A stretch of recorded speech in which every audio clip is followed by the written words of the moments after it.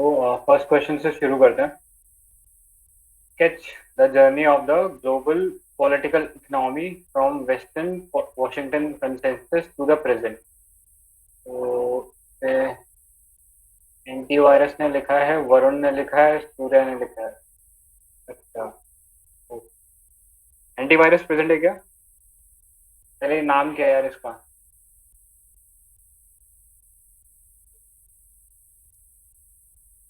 वरुण, सूर्या, कोई प्रेजेंट है? हाँ, I'm present, Varun. हाँ।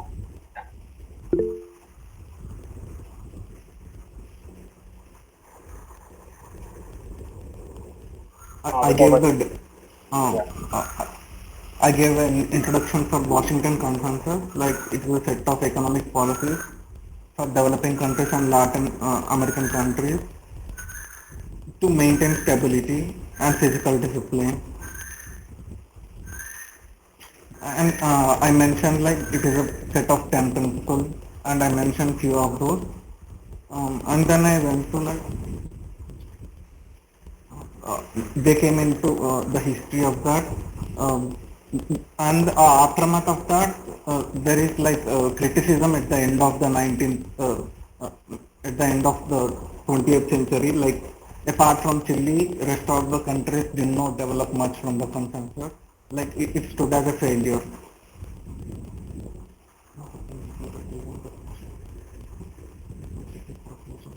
And one of the principles of this is like to reduce public spending.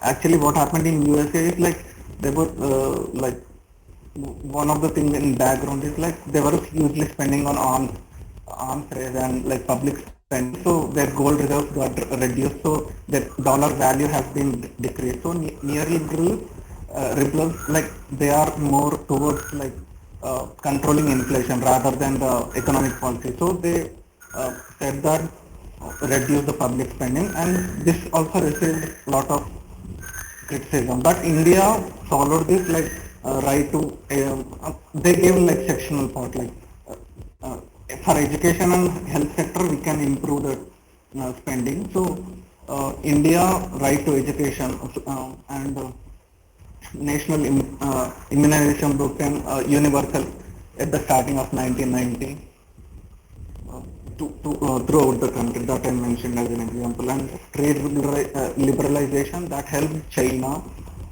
like as USA's hegemony, so it has to bear some losses to stand as a global leader. So this made an advantage for China as it was like already industrialized. It took an extra advantage of gaining that, and that even like it stood as a like regional challenge. Like RTP, like now it is the regional dominant power in that area. And privatization, like I mentioned that, and I gave Air India an example, and I then mentioned this currency issue. They shifted from the like dollar as a standard currency to the floating exchange. What happened then is like as USA currency as gold reserves have reduced, so it made it to floating exchange rate. So that affected the Latin American countries and few African countries like Democratic Republic of Congo, like resource like curve we will say, and later like after mostly World Trade was mostly on the footnotes of Washington Consensus with standardization and stabilization, like IMF maintained accountability and responsibility. But Joseph Stiglitz criticized this model, like they were not actually like evaluating this properly, like they were only taking the data of few other countries and generally taking the mean ratio of other countries. So they are not actually going there and taking the data. Um, the countries. I said then mentioned that industrialized mentioned the benefited them, and I mentioned recent example of COVID-19, like our fiscal deficit spending has been like 3.5 to 9.1%. Like still today also like Washington consensus stand relevant and increase presence. That's it. Like. ठीक है. Scholars यार मेरे को लग रहा है कि थोड़े कम लिखे हैं. Uh, Actually, we can mention one scholar. I'll check. What? Which scholar? Galbraith. Oh, Keynes and Galbraith. Like, Okay. now the free market is no more like a demand and supply, rather than it is more about the advertisement thing and not But other thing. Keynes and Galbraith Washington से पहले नहीं थी क्या? What? I think Keynes and Galbraith were before Washington Consensus, not after Washington Consensus. Yeah, but I found this, but I didn't write an answer. Okay. बाकी लोग ने लिखा है यार एंटीवायरस और ये सूर्या आशुतोष. सुजैन ने इनका आंसर रिव्यू किया ना? सुजैन.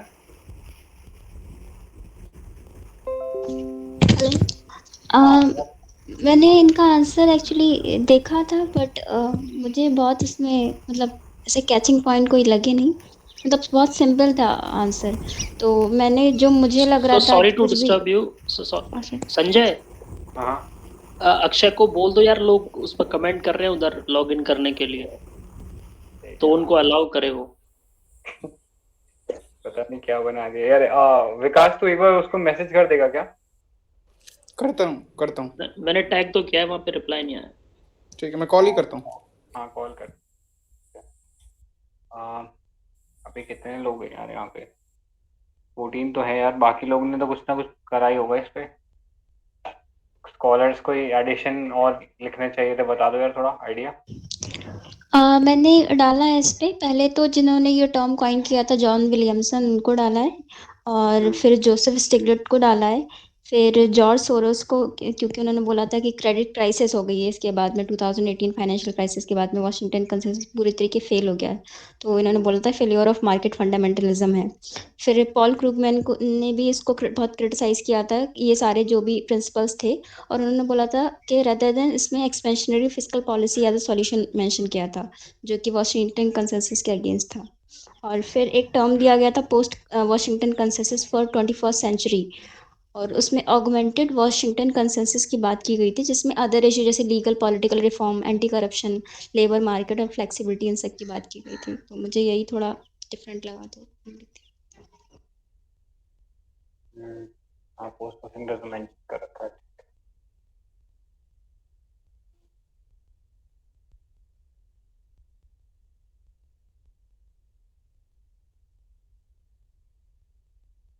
ठीक है. गौरव, तुम्हारा इसमें कोई एडिशन तुमने भी लिख रखा है कुछ? मैं add liberal versus neo Marxist discourse, hegemonic role of USA, globalization and then inequality increase, Piketty, Thomas Piketty. हाँ, मतलब इस लिबरल ऑर्डर, मतलब इस ऑर्डर को अपन डिस्कोर्स में भी थोड़ा ले जा सकते हैं कि नियो मार्क्सिस्ट का डिस्कोर्स होता है उसमें, फिर उसके बाद थॉमस पिकेटी और वॉलरस्टीन, ऊपर से फिर लिबरल इसको और वो बोलते हैं कि एक्सपांड करो. तो मैं उसको लिखा कि थोड़ा ये भी डिबेट डाल सकते हैं बीच में एक आध पैराग्राफ में. बाकी मतलब वो एक्चुअली जो एंटीवायरस का ये काफ़ी मतलब इनसफिशिएंट आंसर लगा मेरे को. 20 मार्कर है, वो 2 पेज ही लिखे हैं, ऊपर से फिर स्कॉलर्स का व्यू भी उतना नहीं है, और करंट का जो सिचुएशन है वो भी अच्छे से एक्सप्लेन नहीं की. तो मुझे लगा कि और भी इवेंट्स हैं उनको भी थोड़ा डाल दो, स्कॉलर्स का नाम दे दो, तो और अच्छा हो सकता था वो. बाकी ये जो लास्ट वाले हैं ये अभी डाले इन्होंने, तो वो पढ़े नहीं मैंने. भाई ये क्वेश्चन एक्चुअली 10 मार्कर का है. उधर 20 लिखा है ना शायद. हाँ नहीं, मगर जो ओरिजिनल है ना, मैंने क्वेश्चन पेपर चेक किया था, उसमें 10 मार्कर का था. फर्स्ट 5 क्वेश्चन होते ना, उसमें था.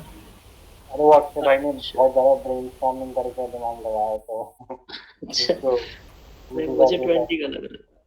नहीं, 20 का लिखा था उसने, 20 का ही है. बट हाँ, जैसे कई सारे क्वेश्चन पे ना उसने खुद से मतलब अपने हिसाब से भी ट्वीक कर दिया थोड़ा, कि ये ऐसा जरूरी नहीं है कि हर बार 10 मार्कर में है, ये 20 मार्कर में भी आ सकता है. अल्टीमेटली ना एक बैलेंस्ड व्यू लेके चलो. हर क्वेश्चन पे आप 3 पेजेस लिखो, ताकि मन मुताबिक आप उसको स्ट्रेच और कंप्रेस कर सको, क्योंकि एग्जाम में एक ही टॉपिक एक बार 10 मार्क्स का आएगा, अगली बार 20 मार्क्स का भी आ सकता है. 3 पेज लिखो। Correct correct. तो मतलब आप अपने हिसाब से उसको होलिस्टिकली कवर करने की कोशिश करो, चाहे वो 10 का हो, 15 का हो या 20 का हो। तो आप कोशिश करो कि अपने हिसाब से उसको कवर करो। बाकी वर्ड लिमिट का कोई इश्यू नहीं है, बस ये है कि पॉइंट्स कवर कर लें तो बाद में जैसा भी सॉरी विकास ने बोला, ये कंप्रेस करना हो तो वो इजी हो जाएगा। 10 मार्कर लिखोगे तो वो एक्सपेंड नहीं कर पाओगे उस चीज को, तो बेटर है पहले ही थोड़ी सी मेहनत कर लो उस पर, बस बाकी और कुछ नहीं है। हाँ, क्या क्या पॉइंट लिखे यार आशुतोष तूने? बेसिकली वॉशिंगटन कॉन्सेंसस क्या है वो बता दिया एक फर्स्ट पैरा में। वही न्यू लिबरल प्रिंसिपल पे बेस्ड है और जो स्टेबलाइजेशन प्राइवेटाइजेशन इन चीज़ों को लेके आगे बढ़ता है। ठीक है, तो नीचे स्क्रॉल कर ले बस, शॉर्ट में बताया था। ठीक है, तो फिर बाद में इसका फेल्योर क्या रहा, ठीक है, क्यों क्रिटिसाइज हुआ, तो जो यूएसएसआर का डिसइंटीग्रेशन हुआ और इंडिया की एलपीजी रिफॉर्म्स हुए ना, वहाँ पे काफ़ी ज़्यादा अनइंटेंडेड कॉन्सिक्वेंसेस रहे बेसिकली। तो हम देखते हैं शॉक थेरेपी हुई, तो शॉक थेरेपी से उनकी जो इकोनॉमिक कंडीशन थी और भी खराब हो गई। ठीक है, वही तो फिर डिजास्टर कैपिटलिज्म और इनइक्वालिटी बढ़ गई। ठीक है, और आगे फिर बाद में डब्ल्यूटीओ का फॉर्मेशन हुआ, तो एक्सपेक्टेड था कि इक्वल वोटिंग है तो सबको इक्वल रिप्रेजेंटेशन भी मिलेगी, मगर डब्ल्यूटीओ भी dominated by the western countries for protecting western interest. ठीक है, तो उससे मैं एग्जांपल दे दिया 2-3 कि दो राउंड को फेल्योर रहा। फिर जो नॉन टेरिफ बैरियर्स है वो बढ़ी रहे। फिर उसके बाद 1997 में आसियान का क्राइसिस हो गया, डॉट कॉम जो बबल था। वो 2-3 एग्जांपल लेके बता दिया कि ये भी कैसे फेल हुआ, तो ग्लोबल पॉलिटिकल इकोनॉमी अप्रोच है।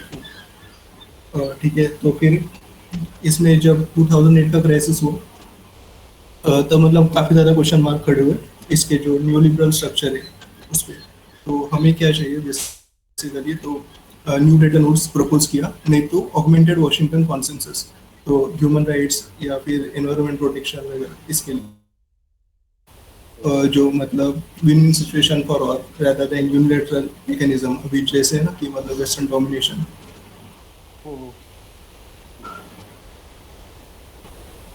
मतलब इतना ढंग से नहीं कोई बता दे स्ट्रक्चर और क्या था। आई थिंक कंक्लूजन की तरफ तो पोस्ट वॉशिंगटन कंसेंसस ही ठीक रहेगा, या और किसी के पास कोई अल्टरनेटिव है इसके लिए? हाँ, तो अल्टरनेटिव है ना कि augmented Washington consensus basically. Post Washington और ऑगमेंटेड अलग अलग है क्या? हाँ, वैसे वैसे बोलूँ क्या बोलूँ, पोस्ट वॉशिंगटन में तो सभी आएंगे ना, कि जैसे डब्ल्यूटीओ वगैरह का फॉर्मेशन हुआ।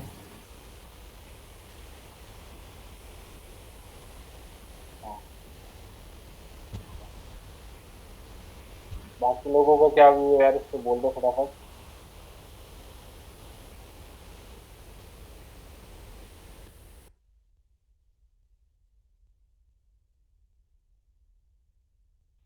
मेरे ख्याल से ठीक है आंसर, वो स्ट्रक्चर जो सुजैन ने भी दिया है वो भी ठीक है।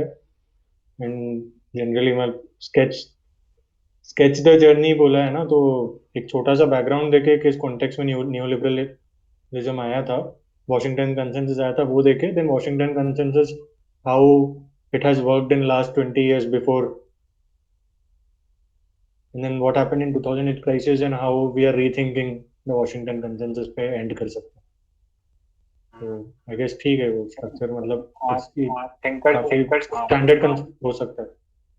हाँ बोलो क्या बोला? थिंकर्स अगर थिंकर्स लिख दिए हैं, जैसे थॉमस पिकेटी यूज कर सकते हो, और जोसेफ स्टिग्लिट्स यूज कर सकते हो, जॉर्ज सोरस इसने लिखा है, पॉल क्रुगमैन इसने लिखा है, सुजैन ने। हाँ, उसमें नेओमी क्लेन भी है, डिजास्टर कैपिटलिज्म। हाँ और नाम, एक और सूजन सूजन स्ट्रेंज ने भी क्या बोला, कैसीनो कैपिटलिज्म। हाँ हाँ कसिनो। हाँ हाँ, वो भी जो आसियान का कैपिटल फ्लाइट हुआ था तब उसे लिंक कर सकते हैं पूरा। ठीक है, तो ये सारे थिंकर्स हो गए, कंक्लूजन पोस्ट वॉशिंगटन पे हो गया। ठीक है, और नेक्स्ट पे चलते हैं। हम्म, ठीक है। IMF, World Bank, G7, GATT, and other structures are designed to serve the interest of transnational company bank investment firms in a new imperial age, substantiated with the example of New World Order. साक्षी कौशिक, हाँ इन दोनों लिखा है। साक्षी present है क्या? हाँ मैं हूँ। हाँ प्लीज अपना अप्रोच बता दो, कैसे अप्रोच किया आपने। ऑलराइट, सो क्वेश्चन बेसिकली ये था कि IMF, वर्ल्ड बैंक वगैरह how they serve the vested interest of a few organisations, and इसको अभी के कंटेक्स्ट में एग्जांपल्स के साथ सब्सटैंशिएट करना था। तो बेसिक मैंने पहले एक इंट्रोडक्शन दिया, इंट्रोड्यूसिंग दीज ऑर्गेनाइजेशंस, एंड कुछ कीवर्ड्स इंट्रोडक्शन में ही इंट्रोड्यूस कर दिए, like how it is rooted in liberal institutionalism वगैरह।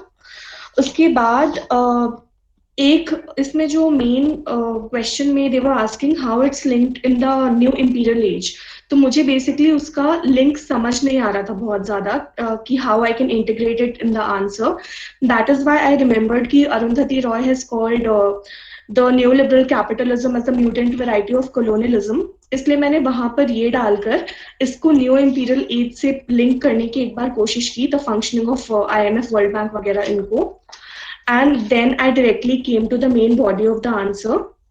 So I started the body with Joseph Stiglitz का एक quote था, उनकी जो book थी Globalization and its Discontents, उनमें how he said that these institutions respond to the interests and ideologies of Western financial community. उसके बाद I moved on to some points along with those examples. तो कैसे IMF loans, they have certain conditionalities attached to them, जो structural adjustment programmes वगैरह उनके होते हैं, how they have how they have their basis in market fundamentalism, and countries they are forced to open their markets and go for privatization, foreign capital का introduction होता है. So I linked it कि how everything paves way for transnational companies to come in those countries. उसके बाद world bank का एक example देकर इसको किया कि हाउ जो स्पेसिफिक प्रोजेक्ट्स होते हैं वर्ल्ड बैंक के for which it gives loans, particularly जो थर्ड वर्ल्ड कंट्रीज हैं, उसमें पहले ग्रीन रेवोल्यूशन पे वर्ल्ड बैंक का बहुत ज्यादा फोकस था, वो हालांकि मैंने मेंशन नहीं किया है, मैंने प्रेजेंट कंटेक्स्ट में मेंशन किया है कि अभी जेनेटिकली मॉडिफाइड क्रॉप्स पे बहुत ज्यादा फोकस करता है वर्ल्ड बैंक। तो इससे जो ये सीड कॉर्पोरेशन है ग्लोबल ट्रांसनेशनल, जैसे मॉन्सांटो वगैरह, तो इनका बहुत ज्यादा डोमिनेंस हो जाता है वर्ल्ड की जो फूड सप्लाई चेन्स है उनमें। और एक और मैंने लेस्टर थुरो का एक कॉन्सेप्ट ऐड किया है यहाँ पर, trying to link it with the dependency theory, कि कैसे जो फोकस है वर्ल्ड बैंक का इन कंट्रीज में कैश क्रॉप्स एक्सपोर्ट करने में, तो एक पर्टिकुलर वे में, एक पर्टिकुलर स्ट्रक्चर में इन कंट्रीज को वर्ल्ड बैंक ग्लोबल इकोनॉमी में इंटीग्रेट करने की कोशिश कर रहा है indirectly, just to reinforce that cycle of dependency, because obviously agrarian economy की तरह ये इंटीग्रेट होंगे तो रिलेटिवली पॉवर्टी ज्यादा होगी इन कंट्रीज में। उसके बाद एक मैंने ग्रीक जो लोन प्रोग्राम था उसका एग्जांपल दिया है कि it's being criticized by various scholars कि IMF ने अपने खुद के रूल्स और कंडीशनैलिटीज को तोड़ा when they had to help Greece in that crisis, and basically उन्होंने स्कॉलर्स ने कई सारे कहा है, मुझे एक्चुअली नाम याद नहीं है उनके, but many scholars have said कि IMF का बेसिक थ्रस्ट ये था कि they wanted to bail out Greek जो प्राइवेट डेट होल्डर्स थे, मेनली यूरोपियन फाइनेंशियल इंस्टीट्यूशंस जो थे उनको। सो जो हमारा क्वेश्चन था उसमें, बिकॉज दे हैड मेंशन कि ट्रांसनेशनल कॉर्पोरेशंस, बैंक्स और इन्वेस्टमेंट फर्म्स, इनके इंटरेस्ट को कैसे प्रोपगेट करता है world bank, IMF etcetera, so इसीलिए यूरोपियन फाइनेंशियल इंस्टीट्यूशंस वाला पॉइंट यहाँ पे आ गया। उसके बाद मुझे गैट वगैरह पे कोई स्पेसिफिक पॉइंट उस टाइम याद नहीं आ रहा था, तो मैंने एक जनरलाइज्ड पर्सपेक्टिव दिया, the lack of transparency and accountability which make it the rich man's club. सो मैंने बस यही पॉइंट इसलिए ऐड कर दिया। And then I moved on to the conclusion, Stiglitz को again invoke करते हुए how these institutions suffer from a democratic deficit, and इनको reform कैसे करना है by focusing on South-South cooperation that can help the countries to have a collective and strong voice and demand structural reforms. So that's how I ended it. Sakshi, hello Sakshi, मेरा एक doubt है कि इसमें जो क्वेश्चन दे रखा है कि जो भी इंस्टीट्यूशन है वो एक न्यू इंपीरियल का काम कर रहे हैं, ये एक स्टेटमेंट है। उसके बाद क्वेश्चन बोला है कि comment on the present world order. तो पहले वो जो स्टेटमेंट है उसको देख करके अपन को लगता है कि ये जो स्टेटमेंट है ये एक मार्क्सिस्ट के जैसा स्कॉलर दे सकता है, ठीक है। तो मेरा ये डाउट है कि एक स्टेटमेंट के अनुसार से आप हमें कमेंट करने बोला है कि वर्ल्ड ऑर्डर पे, तो क्या हम एक आपने जो भी एग्जांपल बताया उसके साथ पूरा आपने उस स्टेटमेंट के साथ कंफर्मिटी दिखाई, उसको सब्सटेंशिएट किया, क्या हमको अपोजिट व्यू नहीं रखना चाहिए था? मतलब क्या ये जो जो जो जिस फ्रेम में अपन को ढालने की कोशिश किया गया इस स्टेटमेंट के थ्रू, हाँ वो कैच भी तो हो सकता है ना? हाँ जी, आई गेट योर पॉइंट। तो मैंने इनिशियली यही सोचा था when I was structuring my answer कि एक जनरल इंट्रोडक्शन के बाद I can actually add some of the positives of this institution. मुझे शायद किसी ने कमेंट भी दिया है आंसर में कि आईएमएफ वर्ल्ड बैंक के बहुत पॉजिटिव्स भी थे, तो perhaps I could have added one or two of those points. जैसे लेकिन हाँ हाँ, बोलिए। तो somehow while writing the answer मैंने रोल तो लिखा IMF और वर्ल्ड बैंक का सेकेंड पैरा में, but I skipped the positive somehow, you know, in the process of writing the answer that slipped from my mind. But I do think कि थोड़ा सा balance ज्यादा होगा ये आंसर अगर कुछ पॉजिटिव्स भी ऐड हो जाए इसमें। तो सबसे सिंपलेस्ट है कि अगर आप ये बोलेंगे कि सेमी पेरिफेरल जो जनरेट हुआ वो कैसे जनरेट हुआ, वो तो इसी सिस्टम के अंदर रह के जनरेट हुआ ना, तो केवल सिस्टम में ही लूप होल है ये मानना, तो मतलब कि हम एक आइडियोलॉजी को बहुत ज्यादा सपोर्ट कर रहे हैं और आई बेसिकली गेट दैट कि मुझे ये पहले भी लग रहा था अपने आंसर को दोबारा पढ़ने के टाइम कि कुछ पॉजिटिव्स डालने चाहिए थे, अदरवाइज थोड़ी सी नेगेटिव टोन हो जाएगी आंसर की। सो परहैप्स थर्ड एक सेकंड पैराग्राफ के बाद हम एक पैराग्राफ ऐड ये भी कर सकते थे कि you know how it helped also in various ways with examples. India का ही एग्जांपल लेकर वी कुड हैव एडेड कि हमारी इकोनॉमिक क्राइसिस में how it IMF helped us and you know all those things. Yes ठीक है। और किसी का इनपुट इसमें और क्या डालना चाहिए था? कोई और पर्सपेक्टिव याद आ रहा है इसमें जो डाल सकते हैं? अभी चाइना के बारे में इसमें मीन्स बता सकते हैं क्या कि जैसे चाइना अब जैसे मैनिपुलेट कर रहा है डब्ल्यूटीओ वगैरह को, तो फिर अब वेस्टर्न कंट्रीज जो हैं वो इसको मीन्स बैकआउट कर रहे हैं अभी। जैसे डब्ल्यूटीओ खुद तो एक अब ऐसा इंस्टीट्यूशन हो गया है जो नॉन फंक्शन में है वो।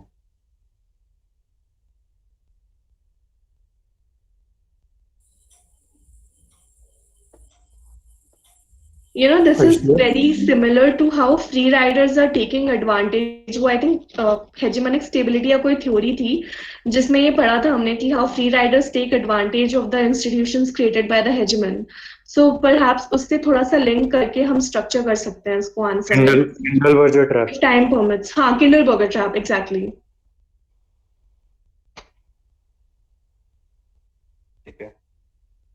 इसमें एक वो भी तो आ सकती है जो अभी रिसेंटली चल रहा है ट्रिप्स का इंटेलेक्चुअल प्रॉपर्टी राइट वाला, कि जो जैसे इंडिया और साउथ अफ्रीका लीड कर रहे हैं कि पेटेंट का वेवर होना चाहिए, लेकिन एट द सेम टाइम जो आईपीआर वेवर, हाँ वही वाला पॉइंट भी आ सकता है इसमें कि हाँ I think it can be, you can also mention that particular point.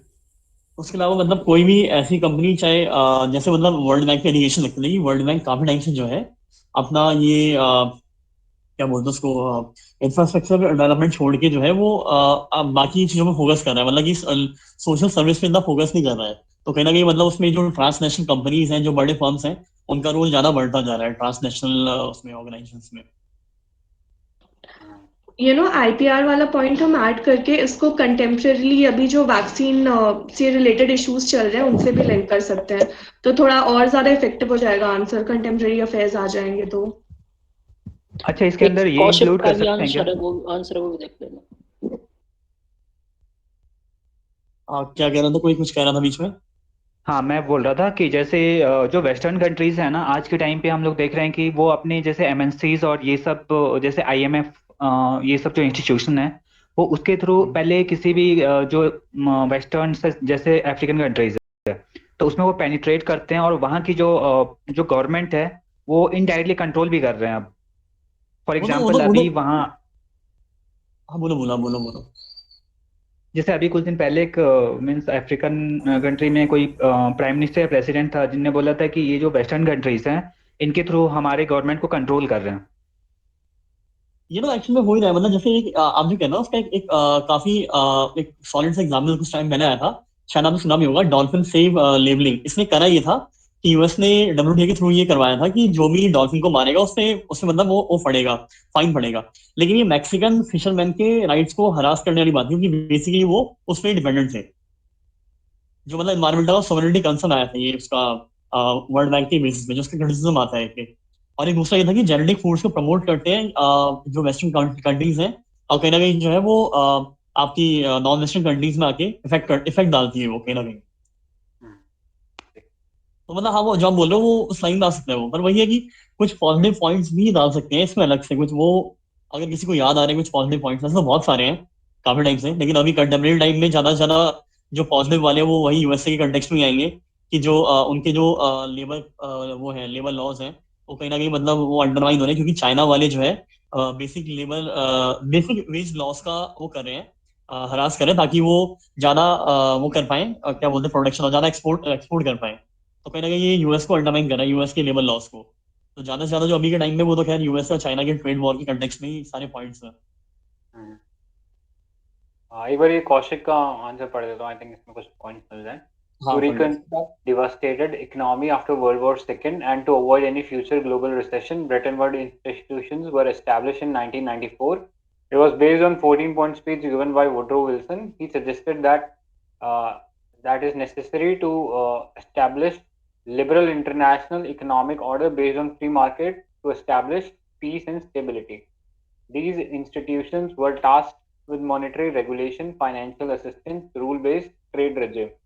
Though it was supposed to be a flag bearer of development and poverty reduction, it became just a tool to establish economic imperialism by the developed countries. These institutions have worked in ways that serve the interest of transnational companies, banks, and investment firms of developed nations. For example, financial crises in the developing country are mainly because of reckless lending by the Western countries. IMF then, in the name of structural adjustment program, adopts arm twisting rule. It forces nations to open their market and thus making way for foreign companies. GATT was supposed to establish the rule-based trade regime. However, trade have remained in favor of developed countries. In poor countries, inequalities and farmer suicide is the only result. Marxists call this development of underdevelopment. Financial assistance, as analyzed by the post-colonial scholars, it mainly for the imposition of Western value, particularly in the African country. The main reason for all of these problems are in voting pattern of institution. Voting is not measured by population but capital provided by the country. G7 thus plays dominant role in determining policies. For example, in IMF board, G7 has a combined voting power of 46%. These institutions though paved way for globalization and borderless world. However, to end new imperialism in the real sense, these institutions needs to be reformed. Decision should be made consensus oriented. I think इसने आज तो scholars नहीं लिखे.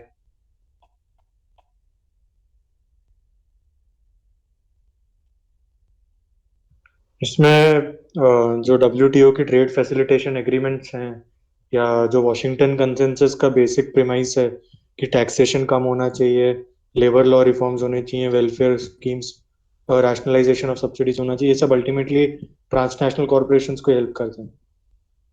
तो वो वाले points यहाँ पे भी और थोड़ा सब्सटैंशिएट कर सकते हैं. TFA लिखा था क्या? मेरे को याद नहीं आ रहा है, इसमें कहीं नहीं था. ट्रेड फैसिलिटेशन वो नहीं लिखा था. ट्रेड फैसिलिटेशन, फिर जो रेस टू बॉटम वाला टैक्सेशन वाला पॉइंट भी. रेस टू बॉटम मतलब कैसे? बेसिकली जो स्ट्रक्चरल एडजस्टमेंट प्रोग्राम्स हैं उसमें ये भी बोलते हैं कि रैशनलाइजेशन ऑफ टैक्सेशन होना चाहिए. तो उसमें there is a competition to attract investments. तो developing countries they kind of reduce taxation attract करने के लिए investments.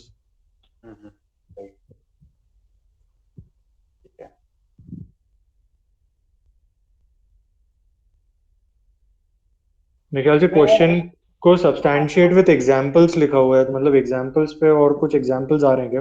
Because we can say speculation of finance जैसे इन्वेस्टमेंट फर्म्स भी दिया हुआ है. तो जो सूजन स्ट्रेंज का कैसीनो कैपिटलिज्म वाला आइडिया है जो फाइनेंसेस इधर से उधर वो लोग बहुत क्विकली एक जगह से दूसरी जगह कर पाते हैं. So that is all part of this liberalized economy only. But do we have more substantive examples like जो अभी Monsanto वाला example एक cite किया था, that can be one example. Then अभी कौन सा एक दिमाग में आया था यार मेरे, फार्मास्यूटिकल कंपनीज के भी जो इंटरेस्ट हैं WTO के थ्रू प्रमोट करते हैं, तो वो भी एक एग्जांपल है. ऐसे और एग्जांपल्स हैं क्या? And also, I mean, some those companies they have more carbon emission. They are in developing world. Actually, they are promoting. I mean, in the name of globalization and the spreading of products. I mean, increasing their production. I mean, they are becoming, developing countries are becoming the burden of taking all the emissions.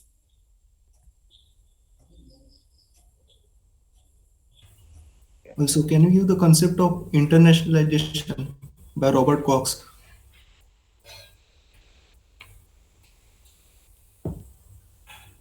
कैसे कुछ इसको वो कर थोड़ा explain. Basically internationalization means जो state will listen to the demands of those MNCs or banks. They won't listen to their ordinary citizens. तो क्या democracy के लिए भी हार्मफुल है? ठीक है. वैसे एक ये भी है ना कि मतलब जैसे हमने इकोनॉमी ओपन की तब अपना ये जो 73rd और 74th अमेंडमेंट आया, तो मतलब कहीं ना कहीं वो जो जस्टिस है उसको भी मतलब वो चाहते हैं ना कंट्री में उनका जस्टिस जो जुडिशियल सिस्टम है वो स्ट्रांग हो, जो आर्बिट्रेशन पावर अच्छी हो, तो कहीं ना कहीं वो डेमोक्रेसी को प्रमोशन भी हो जाएगा ना.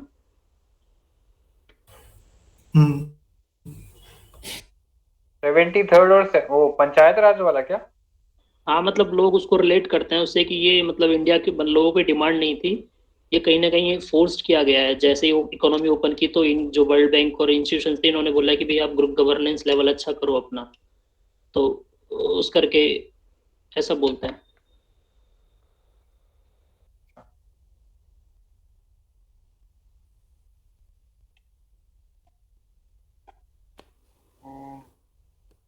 Like we can take the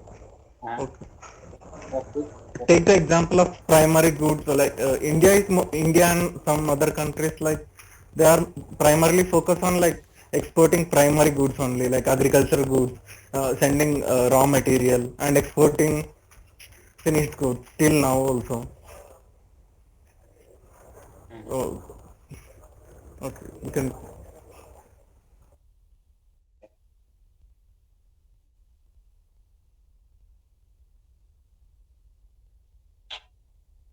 Can we quote that WTO, I mean, these kind of international institution opened a new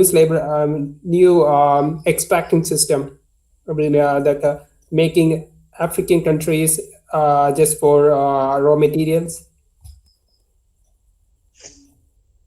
वो तो आई थिंक वो पेरिफेरी वो कोर वाला आइडिया उसके अंदर कवर अप हो जाएगा. यार इसमें बताइए संजय, इसमें ना कई सारे एग्जाम्पल्स आ सकते हैं और वो देखने से ही मिल जाएंगे.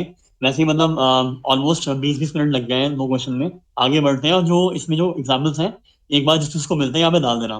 जैसे मेरे को वो डॉल्फिन सेफ लेबलिंग वाला और जेनेटिक फूड वाला एग्जाम्पल था, वो मैं थोड़ा उसमें थोड़ा और देख के मैं इसमें सब्स्टिट्यूट करके डाल दूंगा ग्रुप में. बाकी इसको मिलता था वो भी डाल देना. ठीक है. बाकी इसमें हाँ इसी नोट मेरे को बोलनी थी कि नीरज शिमर का वो था कि 2019 में उसका एक आर्टिकल आया था कि while liberal order is bound to fail. तो उसने कहा था कि जो इंटरनेशनल इंस्टीट्यूशंस हैं जो लिबरल वर्ल्ड ऑर्डर के थ्रू बने हुए हैं, they are facing the inevitable pressure to change to a multipolar world order. तो ये वाला कहीं कंक्लूजन में कुछ सब्स्टिट्यूट होता है क्या ये नीरज शिमर का? उसने कहा था कि लिबरल वर्ल्ड ऑर्डर जो है वो एक प्रेशर फेस कर रहा है मल्टीपोलर वर्ल्ड ऑर्डर में चेंज होने के लिए. सॉरी, इंटरनेशनल इंस्टीट्यूशन जो लिबरल वर्ल्ड ऑर्डर के थ्रू बने हैं वो प्रेशर फील वो कर रहे हैं. इसका वो सब्सटैंशिएट कर सकता है इस चीज को कि मतलब हो रहा है ऐसा? मतलब yeah, Nilesh, I think that for that we can say the example of Alibaba or Chinese led MNCs. or even India is also, it has not seen any large MNC, but maybe this point can Yes, raise that. it is, हाँ, it can be quoted in that context, क्योंकि question के context में ही कह रहा हूँ, question तो यही बोल रहा है ना कि जो ट्रांसनेशनल फर्म्स हैं उनके इंटरेस्ट को ज्यादा केटर कर रहा है ये। तो कहीं ना कहीं मतलब कि लिबरल वर्ल्ड ऑर्डर में ये था कि अगर यूएसए या अगर फॉर एग्जांपल अगर चाइनीज लेड भी कोई कंपनी होती, चाहे अलीबाबा होती, वैसे Rahul has given a very good point, but अगर यूएसए लेड कंपनीज है उनको अभी तक प्रॉफिट हो रहा, तो कहीं ना कहीं जो है मल्टीपोलर वर्ल्ड ऑर्डर में चेंज हो रहा है पूरा सिस्टम, और इंटरनेशनल इंस्टीट्यूशन भी उसमें जो है कहीं ना कहीं चेंज हो रहे हैं। उस एग्जाम्पल हम लोग मतलब इसके क्रिटिसिज्म में दे सकते हैं, जैसे अभी वो था आपका बाली राउंड था, बाली राउंड में जो इंडिया ने था, इंडिया ने सॉरी बाली राउंड के बाद 2017 की जो मिनिस्ट्रियल मीटिंग वो थी मीट थी, उसमें इंडिया ने फिशरी की सब्सिडीज के लिए वो कर दिया था, ब्लॉकेट लगा दिया था। तो कहीं ना कहीं मतलब कि जो इंडिया है वो जो वहाँ की बड़ी फर्म्स थी, जो यूएस की और वेस्टर्न कंट्रीज की फर्म्स थी, उनके अगेंस्ट में ब्लॉकेट लगाया था। तो कहीं ना कहीं जो पहले मतलब एक डोमिनेशन था, मतलब उसके अगेंस्ट में कह रहा हूँ ये जो क्वेश्चन था कि they are favouring the transnational corporations, but अभी उल्टा हो रहा है कहीं ना कहीं जो है डेवलपिंग नेशंस या सो कॉल्ड जो डेवलपिंग नेशंस का जो टैग मिल रखा है चाइना और इंडिया को, जो चाइना छोड़ने को रेडी नहीं है अभी भी कुछ रीजन से, तो कहीं ना कहीं जो है वो उसकी जो हायरार्की है उस हायरार्की को जो है चेंज करते जा रहे हैं। तो मेयर शिमर का ये कॉन्सेप्ट यहाँ पे एक तरह से सब्स्टिट्यूट हो सकता है। बाकी राहुल का भी पॉइंट मतलब सेम ही तरीके से जैसे वो कह रहा है कि अलीबाबा वाला एग्जाम्पल आ गया कि बाकी जो दूसरे के नेशंस हैं, इवन दो चाइना को हम लोग डेवलपिंग कंट्री नहीं बोलेंगे, बट उसने डेवलपिंग का टैग छोड़ा नहीं अभी तक, तो उसमें अलीबाबा का जो वो है इन्फ्लुएंस हो रखा है जो बाकी फर्म्स में, सॉरी ट्रांसनेशनल कॉर्पोरेशंस में, दैट वे मैं कह रहा हूँ मेयर शिमर का कोड ये।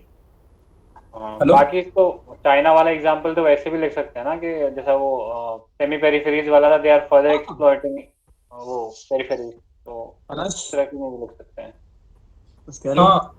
हाँ, मैं बोल रहा था कि ब्रिक्स का आना ही सबसे बड़ा प्रेशर का एक रिफ्लेक्शन है, क्योंकि उनका वो सबसे बड़ा हो गया, मतलब मेयर शिमर का जो कोड में कह रहा हूँ ये अभी आगे जाके 4 या 5 क्वेश्चन में लगातार यूज होने वाला है कहीं ना किसी रीजन से, और ब्रिक्स वाले में तो ऑब्वियसली यूज होगा ही, डब्ल्यूटीओ में तो अलग से यूज होगा ही होगा, उसने डब्ल्यूटीओ कंटेक्स्ट में ही कहा था ये, बट ब्रिक्स में बाकी सभी हो सकता है। इसमें कुछ है तो कर बोल दो, बाकी आगे चलते हैं, टाइम ऑलरेडी बहुत बढ़िया है, 1 घंटा हुआ है। हाँ डिस्कस हो गया आई थिंक, बाकी किसी को हो तो प्लीज उसमें टेलीग्राम में डाल देना, नेक्स्ट चलते हैं। एटलीस्ट जो एग्जाम्पल्स हैं मैं भी डाल दूंगा, बाकी लोग भी डाल देना जो मॉन्टाज और बाकी एग्जाम्पल्स थे। ठीक है। Next is how far the world mechanism dominated by IMF and World Bank legitimate and relevant? What measures do you suggest to improve their effectiveness in the global governance? एक question ये था। दूसरा था how far the existing international economic order is unjust and hegemonic towards developing countries. विकास, मैंने second type वाले question पे लिखा है और गायत्री और कंपेनियन ने फर्स्ट पार्ट वाले पे लिखा है, ठीक है। तो मैंने स्टार्ट किया है कि इंटरनेशनल इकोनॉमिक ऑर्डर किस किस चीज़ को रेफ़र किया जाता है, तो मैंने बेसिकली लिखा है कि ब्रेटन वुड इंस्टीट्यूशन से उन्हीं को रेफ़र किया जाता है। नेक्स्ट पैरा में मैंने उसको थोड़ा इलेबोरेट कर दिया कि ब्रेटन वुड इंस्टीट्यूशन से मतलब क्या बनता है, ठीक है। उसके बाद मैंने लिखा है कि कुछ तो उससे बेनिफिट हुआ ही है, पॉवर्टी कम हुई है, ग्रोथ बढ़ी है, लेकिन उसके बाद भी उसको अनजस्ट और हेजमेनिक बोला जाता है। उसके बाद नेक्स्ट पेज से मैंने रीजंस लिस्ट आउट करना स्टार्ट कर दिया। Under representation of global south, weighted voting का कॉन्सेप्ट जिसमें यूएस डोमिनेट करता है, WTO के सारे जो प्रोविजंस है, agreement on agriculture, market access, Hari ने बोला था IPR वाला भी, ये सारी चीज़ें अल्टीमेटली डेवलप्ड कंट्रीज़ के फेवर में ही हैं, जिससे कि जो ग्लोबल डिवाइड है नॉर्थ और साउथ का वो और ज़्यादा गहरा होता है। नेक्स्ट पॉइंट में कंडीशनैलिटी वाला पॉइंट लिख दिया कि जो भी लोन्स आते हैं उनमें स्ट्रिंग्स अटैच होती हैं और वो कहीं ना कहीं जो सॉवरेनिटी है उसको कॉम्प्रोमाइज़ करता है स्टेट की। उसके बाद जो पॉलिटिकल इंटरेस्ट हैं वो भी कहीं ना कहीं डिसीजन मेकिंग को इन्फ्लुएंस करते हैं, जैसे जो ग्रीक क्राइसिस था वो काफ़ी कंट्रोवर्शियल हो गया था, लेकिन तब भी IMF ने उसको फाइनेंस किया था। इन्हीं सारे रीजंस के कारण जो मार्क्सिस्ट स्कॉलर हैं, डिपेंडेंसी स्कूल के भी और इंस्ट्रूमेंटलिस्ट वाले भी, वॉलरस्टीन और फ्रैंक, ये बोलते हैं कि इससे डेवलपमेंट ऑफ अंडर डेवलपमेंट है और ड्रेन ऑफ वेल्थ है। मैंने वहाँ से कनेक्ट कर दिया। इसके बाद मैंने थोड़ा सा लास्ट में थोड़ी पॉजिटिव टोन देने के लिए ये लिख दिया कि though it's worth mentioning that these institutions have helped the needy nation such as India in BOP crisis और अर्जेंटीना और वेनेजुएला वाला क्राइसिस है, but they need reforms to be a just system. Recent times में China ने भी अपना एक alternative present किया है ब्रेटन वुड्स के अगेंस्ट, AIIB, NDB इनके थ्रू। और लास्ट में कंक्लूजन मैंने लिख दिया कि जो बाइडेन एडमिनिस्ट्रेशन है उनका थोड़ा पॉजिटिव जेस्चर आया है मल्टीलेटरलिज्म और ग्लोबल ऑर्डर की तरफ, तो reform Bretton Wood institution is the need of the hour, ऐसे करके मैंने इसको कंक्लूड किया। मुझे कोई स्कॉलर याद नहीं आ रहा था।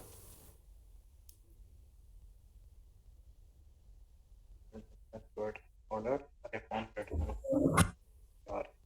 इस पे हरे ने बोला था कि इसमें एक आईपीआर वाला पॉइंट ऐड कर देना, आईपीआर रिस्ट्रिक्शन वाला, और जो ऑब्सोलेट और आउटडेटेड टेक्नोलॉजी है वो भी हम डेवलपिंग कंट्रीज को पुश करती है, डेवलप्ड कंट्री, ये वाला। और दूसरा ये कि जो डेवलप्ड कंट्रीज हैं वो इन इंस्टीट्यूशंस के through cultural imposition, I mean. Yeah. And they also try to impose the Western values like consumerism and racial superiority through these institutions. और सुजन ने ये बोला था कि इसमें जोसेफ स्टिग्लिट्स वाला जो है वन साइज फिट्स ऑल ये वाली चीज़, और सुजन गॉर्ज वाला she explained inequalities in developing countries due to WTO, ये दो पॉइंट है, ये ऐड कर देना। ठीक है।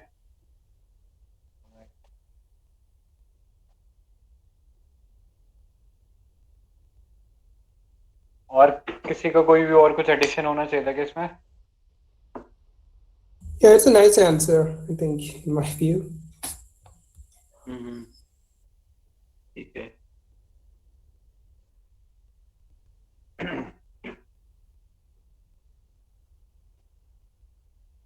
ऑलराइट, नेक्स्ट इसका देख लेते हैं। इसका जो सेकंड पे जो क्वेश्चन का दूसरा टाइप था ना, उस पे कंपेनियन और उसने लिखा था गायत्री ने। कंपेनियन का तो किसी ने पढ़ा नहीं है। कंपेनियन है क्या? Yeah. So my points were far less. Companion यार मैंने अभी भी आपकी हेलो Yeah, विकास। कंपेनियन यार जो भी आपका नाम है ना, मैंने अभी देखा आपका आंसर यार, थोड़ा हैंडराइटिंग तो आपको इम्प्रूव करने की काफी ज्यादा। Okay, I was about to ask about this, whether my handwriting was legible. Okay. Was it about handwriting or presentation or the pen, the paper? I don't know. Like you can see it for yourself. ठीक है, कोई नहीं, हो जाएगा। अभी वो बता दो पॉइंट्स क्या लिखे हैं आपने, अप्रोच कैसे किया? So my points were far less in comparison with what Vikas said. If we think both the questions were in the same tone, but I tried to give it in a phase-wise manner. How World Bank and IMF, when they were first introduced, I took it from Washington Consensus from 1990s. How when it was first introduced, it like when India was in sovereign debt crisis, so it was to bring free market policies. But then the actual reality was seen with global South challenging the neo-colonialism of the West. I highlighted the points how they challenged it in the form of firstly, US is having a very high percentage of voting rights, 17% in IMF. But for bringing any changes in IMF structure, we need 85% voting. So in a way, they have a virtual veto over IMF structure. So it represents inadequate representation of the South countries.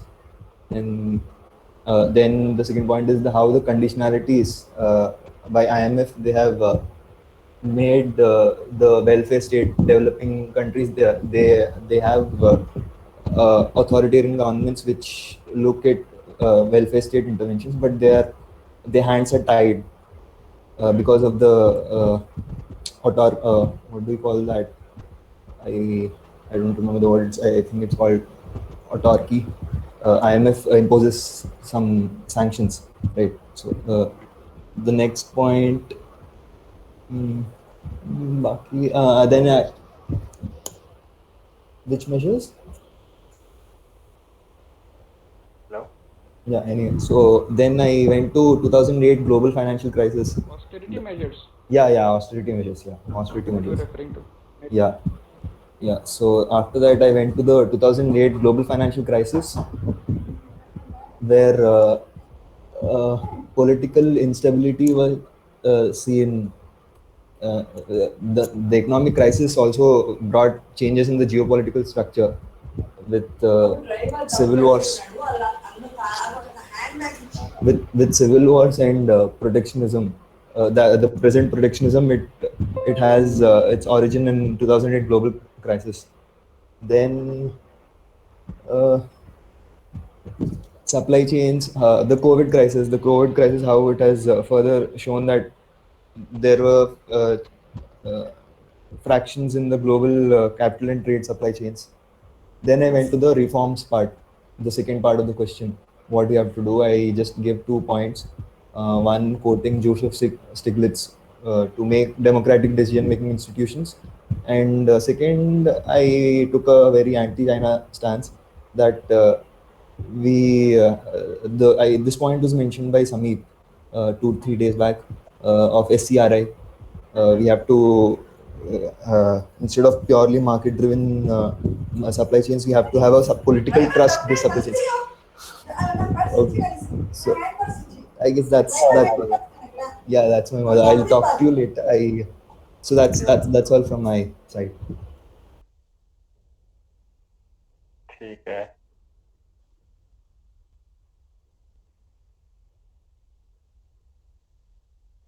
ठीक है. I think इसने वो decision बोलो यार. मुझे एक structure मैंने सोचा है, मुझे वो डिस्कस करना, अगर कोई दिक्कत ना हो तो. इस वाले के लिए क्या?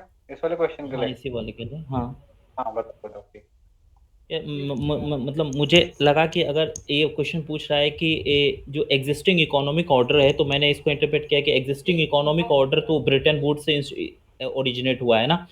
तो मैंने ब्रिटेन वुड्स के 1945 से लेकर के 1970s तक के लिए इसके रेलिवेंस को मैंने हेजेमोनिक स्टेबिलिटी थ्योरी गिल्पिंग से रिलेट किया कि क्योंकि हेजेमोनिक था यूएस वर्ल्ड वार के बाद, तो ये सिस्टम एक ड्रिवेन और लेजिटिमेट सिस्टम था. लेकिन उसके बाद जब यूएस का डिक्लाइन हुआ, डेप्ट के अंदर यूएस हो गया, डेप्टर कंट्री हो गया, तो उसके बाद एक्सप्लेन करने के लिए नियोलिबरल थ्योरी को यूज़ किया, क्योंकि तब नियोलिबरल ने कहा कि ये हेजेमोनिक ड्रिवेन है ही नहीं, ये एक कोऑपरेटिव ड्रिवेन है जहाँ पे सभी कोऑपरेट करते हैं.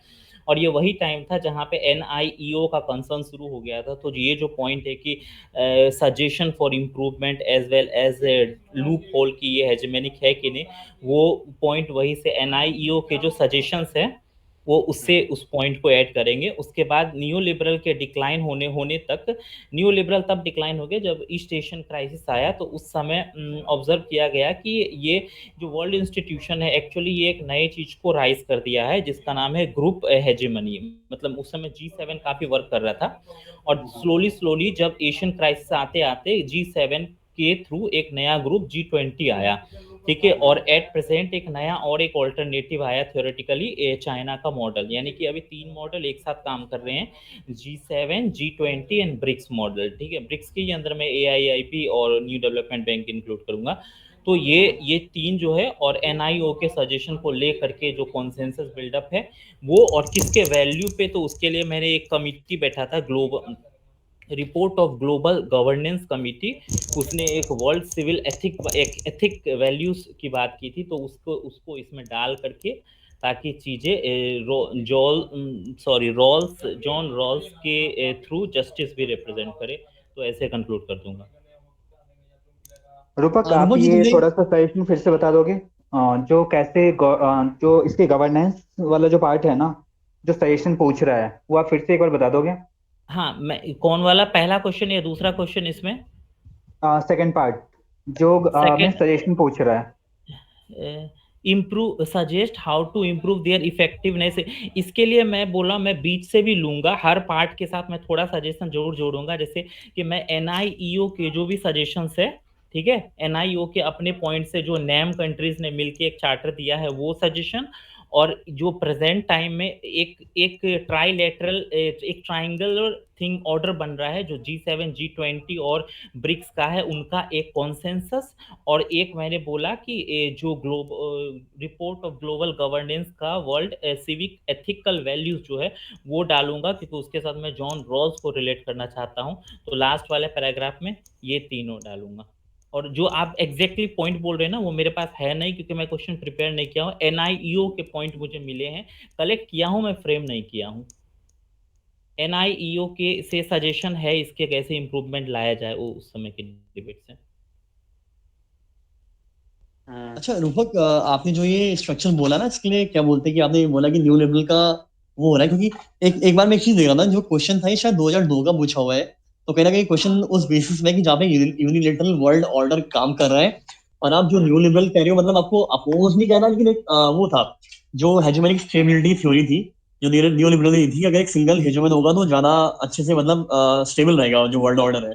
और जो आपके कहीं ना कहीं जो लिबरल इंस्टीट्यूशन थे उस समय जो उसका आना, जैसे आपका 1995 में गैट की जगह WTO का आना, या इवन जो है उसमें जो डोमिनेशन देखना आपका, चाहे वेस्ट का हो गया चाहे यूएसए का हो गया। तो मैं ये कह रहा था कि आपका जो इसमें क्वेश्चन में पूछा हुआ है कि एग्जिस्टिंग जो इंटरनेशनल इकोनॉमिक ऑर्डर है वो अनजस्ट और हेजिमोनिक कैसे डेवलपिंग नेशंस की तरफ, अगर इसको बाद में रिलेट भी करते हो तो आप कहीं ना कहीं मतलब अगर आप देखोगे जैसे दोहा डेवलपमेंट एजेंडा हो गया, चाहे बाली राउंड हो गया, चाहे मिनिस्ट्रियल मीटिंग्स हो गई, जो पहली प्रॉपर मिनिस्ट्रियल लेवल का मीटिंग हुई थी वो WTO के एस्टैब्लिश होने के ऑलमोस्ट मतलब 20 साल, मतलब 20 साल तो नहीं बोलूंगा, 18 साल के बाद हुई थी। तो कहने का मतलब कि ये था कि पहले से ही जो है जो ऑर्डर था, वर्ल्ड ऑर्डर था, जो आपका सॉरी इंस्टीट्यूशनल बेसिकली जो वर्ल्ड ऑर्डर था, ग्लोबल ऑर्डर था, वो कहना कहीं आपके डेवलपिंग नेशंस की, सॉरी डेवलप्ड नेशन की तरफ बायस था। और कहना वो कहना मैंने कहीं वो बोला निलेश, मैंने बोला ये बात, मैंने बोला कि जो मैं आपकी पूरी बात तो बोझ नहीं कर रहा हूँ, मतलब सब्स्टिट्यूट कर रहा हूँ कि आपके जो हाँ, पॉइंट्स मैं हैं। एक सेकंड में अपना एक थ्योरी रिपीट करना चाहूंगा। जो हेजिमेनिक please। थ्योरी, स्टेबिलिटी थ्योरी है, वो और नियो लिबरल अलग अलग चीज है। हेजिमेनिक सिर्फ अमेरिका बेस्ड बोलता था, लेकिन नियो लिबरल ने कहा कि ये कोऑपरेटिव है। इसी के अंदर जो आप बोल रहे हैं ना, WTO की मैं बात करूंगा, लेकिन तुरंत ये भी रियलाइज हुआ कि एक्चुअली ये कोऑपरेटिव नहीं, ये ग्रुप हेजिमनी है, G7 ड्रिवन है। जो आप बोल रहे हैं ना, WTO में वही एजेंडास पास हो रहे थे जहां पे G7 का इंटरेस्ट था, और आज के डेट में ये आ गया है कि उसके एपेलेट बॉडी को पूरी तरीके से पैरालाइज्ड कर दिया गया है ताकि डेवलपिंग का कंसर्न एड्रेस ना हो पाए। ये मैं ध्यान में रखा हूं। हाँ फिर ठीक है, फिर ठीक है। G7 और G20 का आप बोल रहे हो कि इसमें डालना चाहिए रोल? हाँ, G20 एक फेज आया था जब वो ग्रुप हेजिमनी तब आया जब एशियन जो क्राइसिस था ना, उसको एक्चुअली IMF एड्रेस नहीं किया था, उसको G7 एड्रेस किया था। तब ये थ्योरी डेवलप हुआ था कि ग्रुप हेजिमनी चल रहा है, मतलब G7 का हेजिमनी। लेकिन जो 2008 आते आते एक इनफॉर्मल समिट जो G20 का बन गया, वहां पे वाइडर कॉन्सेंसस बना। लेकिन ये कॉन्सेंसस भी उतना वाइडर नहीं है जितना अगर ये ट्राइलेटरल बन जाए, G7 G20 और ब्रिक्स का, इनका जो कॉन्सेंसस होगा वो ज्यादा रेलिवेंट होगा आज के टाइम के लिए। कॉन्सेंसस मतलब सॉरी मैं थोड़ा सा मतलब कनेक्ट नहीं कर पा रहा हूँ यहाँ पे, मतलब मैं आप किस सेंस मतलब में कि कर देखिए, मतलब हम ये बोलना चाह रहे हैं कि कोई भी नया ऑर्डर तब आता है जब ओल्ड ऑर्डर टूटता है। तो हाँ। अभी का जो ऑर्डर है जहां पे एक तरफ G20 भी कर रहा है, G7 का भी कुछ कर रहा है और ब्रिक्स का भी चल रहा है, तो ये एक फ्रेगमेंटेशन दिखा रहा है एग्जिस्टिंग ऑर्डर का। और फ्रेगमेंटेशन न केवल डिस्ट्रक्टिव है बल्कि ये इस बात के लिए कंस्ट्रक्टिव भी है कि one new order is coming. तो new order how they will come, जब इनके बीच में एक कॉन्सेंसस बिल्डअप होगा। और अभी एक क्राइसिस है, एक कहावत है ना कि क्राइसिस नेवर लेट क्राइसिस गो, और एक वॉशिंग मतलब कि एक 2008 में बोला गया था इस तरह से कि ये जो कोरोना क्राइसिस है, तो ये एक अच्छा प्लेटफॉर्म देगा उस कॉन्सेंसस को डेवलप करने के लिए। मतलब वही जो आप कह रहे हो कि सिंपल जो पहले लिबरल वर्ल्ड ऑर्डर जो इंस्टीट्यूशन फॉर्म हुए थे वो अब कहीं ना कहीं जाके जो है मल्टीपोलर वर्ल्ड ऑर्डर की तरफ शिफ्ट करते जा रहे हैं, यूनिलैटरल वर्ल्ड ऑर्डर से। मतलब वही मीर शिमर ने, जो मैंने मीर शिमर वाला कहा था कि मीर शिमर ने जो कहा था why liberal order is bound to fail, कहीं ना कहीं जो है जो इंस्टीट्यूशन इंटरनेशनल इंस्टीट्यूशंस हैं जो लिबरल वर्ल्ड ऑर्डर के थ्रू एस्टैब्लिश हुए थे, अब वो कहीं ना कहीं मल्टीपोलर वर्ल्ड ऑर्डर में शिफ्ट हो रहे हैं और ढलने की कोशिश कर रहे हैं। कोई एग्जांपल दे सकते हो यार G7 G20 का? कुछ मतलब सब्सटैंशियल कोई चेंज यार, जो फाइनेंशियल स्टेबिलिटी बोर्ड आया, जो फाइनेंशियल स्टेबिलिटी बोर्ड आया वो G20 के एफर्ट से आया ना। G20 अभी वर्क तो कर रहा है ना, जो अभी ओसाका डिक्लेरेशन आया, डाटा पे भी एक कॉन्सेंसस तो बिल्ड हो रहा है ना। ये अलग बात है कि डेवलपिंग और डेवलप कंट्री का वहां भी कंसर्न फ्रेगमेंटेड हो रहा है, but the important thing is theoretically we can say there is some kind of consensus which is going on. GDP share में भी ड्रास्टिक इंक्रीज हुआ है। मतलब अगर हम G20 कंट्री, G7 कंट्रीज को पहले से और अभी से कंपेयर करेंगे तो उनका पहले जीडीपी शेयर बहुत ज्यादा था, अभी उतना नहीं है। हाँ। तो वैसे मैं एक चीज बोलना चाहूंगा कि हम लोग थोड़ा सा, मेरे ख्याल से स्ट्रक्चर तो काफी हद तक क्लियर हो गया है। मेजर्स पे थोड़ी और डिस्कशन कर लेंगे, मेजर्स के स्पेसिफिक पॉइंट्स अगर हो तो। यार NIO के पॉइंट है ना, लेकिन NIO के पॉइंट मैंने कलेक्ट किए बट मैं वो फ्रेगमेंट नहीं कर पाया। NIO के शायद 3-4 पॉइंट तो वो होंगे, वो मेरे को नोट्स देखने पड़ेंगे। अरे यार ऊपर तो विकास ने बहुत अच्छे से कहा ना कि जो वोटिंग राइट है आईएमएफ के, या फिर जो डब्ल्यूटीओ का एपेलेट बॉडी है, या फिर जो वो जो स्ट्रिंग अटैच आते हैं लोन्स के साथ उनके वैल्यूज के, और जो जो ग्लोबलाइजेशन के जितने भी थिंकर है कि डिजास्टर कैपिटलिज्म या कसिनो के डिजास्टर कैपिटलिज्म जो इम्पोज किया जाता है नओमी क्लेन का, वो सारा बोला जा सकता है। अच्छा, स्किल डेवलपमेंट के लिए कुछ नहीं है, कंटिजेंसी फंड नहीं है। अभी हाल में एक डिसीजन था कि आईएमएफ के जो कोटा है, क्योंकि 1997 में जब क्राइसिस आया तो आईएमएफ ने कहा हमारा कोटा है ही नहीं कि हम इस क्राइसिस के साथ लड़े, लेकिन रिसेंटली जो डिबेट उठ रहा है कि आईएमएफ को कोटा को बढ़ा दिया जाए ताकि वो क्राइसिस से लड़ पाए। तो ये सब चीजें हैं। और डब्ल्यूएचओ को भी कहीं ना कहीं इस फाइनेंशियल इंस्टीट्यूशन में शामिल करने का वक्त है, क्योंकि एक डेवलपिंग कंट्री के लिए आउट ऑफ पॉकेट एक्सपेंडिचर एक इकोनॉमिक इशू है, एक सोशल इशू नहीं रहा है। That's the right point. I did recently said that India's out of pocket expenditure is 60% compared to US. That's a point. ठीक है। यार वो प्लीज एनआईओ वाले पॉइंट्स डाल देना रूपक। हाँ, मैं एक बार सेग्रीगेट कर लूंगा तो मैं जो भी होगा डाल दूंगा। ठीक है, आई थिंक नेक्स्ट पे चलते हैं यार, इस पे काफी टाइम स्पेंड हो गया। Question number 4, challenges to globalization today. Are we entering an era of post-globalization order? Challenges faced by WTO marks the end of global economic order. ठीक है, सुजैन ने लिखा है इस पे। Susan, hello. बता दो। ये शायद 2 क्वेश्चन थे ना, तो मैंने वो वाला पार्ट किया, challenges faced by WTO and the global economic order. इसमें मैंने इसको स्टार्ट किया है कि आइडिया कहाँ से आया है, तो ये इंस्टीट्यूशनल लिबरलिज्म में सबसे पहले पुट फोर्थ किया गया था आइडिया, जो ब्रिटेन वुड्स कॉन्फ्रेंस हुई थी 1944 में हेल्ड हुई थी, उसमें ये देखा गया है। देन फिर मैंने बोला कि हाँ 1995 में जो डब्ल्यूटीओ बना था वो इसका प्रीकर्सर था मेनली, वो ब्रिटेन वुड्स कॉन्फ्रेंस का उरुग्वे में। देन उसके बाद में मैंने बोला कि इसका मेन ऑब्जेक्टिव था कि substantial reduction of tariff to create a free flow trading system, और साथ में एक ग्लोबल सप्लाई चेन को इस्टेब्लिश करना। फिर ये जो मेनली पॉलिसी प्रमोट करता है वो एलपीजी है, और ये बेस्ड है रिकार्डोज की थ्योरी ऑफ कंपैरेटिव एडवांटेज, जो ये एज्यूम करता है कि विन विन सिचुएशन होगी सभी कंट्रीज़ के लिए। बट फिर यहाँ से मैंने क्वेश्चन एड्रेस किया है कि बट बहुत ही जल्दी ऐसा पता चल गया कि इसमें काफ़ी सारे चैलेंजेस हैं जो ग्लोबल इकोनॉमिक ऑर्डर की फिजिबिलिटी को क्वेश्चन करते हैं। तो फिर मैंने ऐसे दे दिया कि डब्ल्यूटीओ को पहले क्रिटिसाइज इसलिए किया जाता है क्योंकि यहाँ ज़्यादातर डिसीजन मेकिंग पावर जो है वो डोमिनेंट कंट्रीज़ के पास में है, इसलिए जो पुअर कंट्रीज़ हैं वो ज़्यादा पुअर हो रही हैं। और सूजन जॉर्ज का दे दिया उनकी book how other half dies में डिस्क्राइब किया कि डब्ल्यूटीओ किस तरीके से फेल हो गया एक equitable global economic order establish करने के लिए। फिर कंडीशनल लोन सेकंड बताया है कि कंडीशनल लोन देता है जिसकी वजह से जो स्ट्रक्चरल एडजस्टमेंट प्रोग्राम है वो तरीके से इम्पोज हो जाते हैं डेवलपिंग कंट्रीज के ऊपर, जो डिस्क्रिमिनेटरी भी हैं और अनवाइबल भी हैं इनके लिए। तो जोसेफ स्टिग्लिट्ज ने इसके लिए बोला था कि वन साइज फिट्स ऑल, मतलब उन्होंने बोला था ना कि सब पे आप एक जैसा नहीं रिफॉर्म कर सकते हैं, इसलिए। फिर स्टेलमेट जो हो गया था दोहा राउंड में, लाइक उसका कोई कंक्लूजन नहीं निकला, जो मिली था एग्रीकल्चरल सब्सिडीज़ के लिए, जिसने पूरे वर्ल्ड ऑर्डर को 2 पार्ट में, ग्लोबल इकोनॉमिक वर्ल्ड ऑर्डर को 2 पार्ट में डेवलप्ड और डेवलपिंग कंट्रीज़ में डिवाइड कर दिया। फिर राइजिंग वेव ऑफ नेशनलिज्म और पॉपुलिस्ट पॉलिसीज़ जो भी हैं, प्रोटेक्शनिज्म, डीग्लोबलाइजेशन, इकोनॉमिक रीजनलिज्म, इस सब से कहीं ना कहीं जो रोल ऑफ डब्ल्यूटीओ का था वो अंडरमाइन हो गया।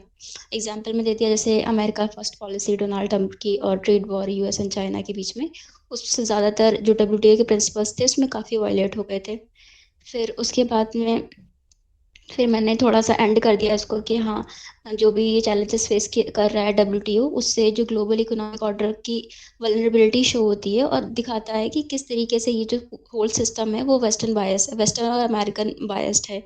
फिर थोड़ा लास्ट में पॉजिटिव दे दिया कि ये सिस्टम जो है वो एंड नहीं हुआ अभी, ग्लोबल इकोनॉमिक ऑर्डर ये स्टिल वर्किंग है और अकेले नीड है। अशोक गुलाटी का स्टेटमेंट डाल दिया कि रिफॉर्म रीओरिएंट और इंटरनेशनल इकोनॉमिक इंस्टीट्यूशन को करेंगे with the help of government leadership और हेल्दी एंगेजमेंट। बस।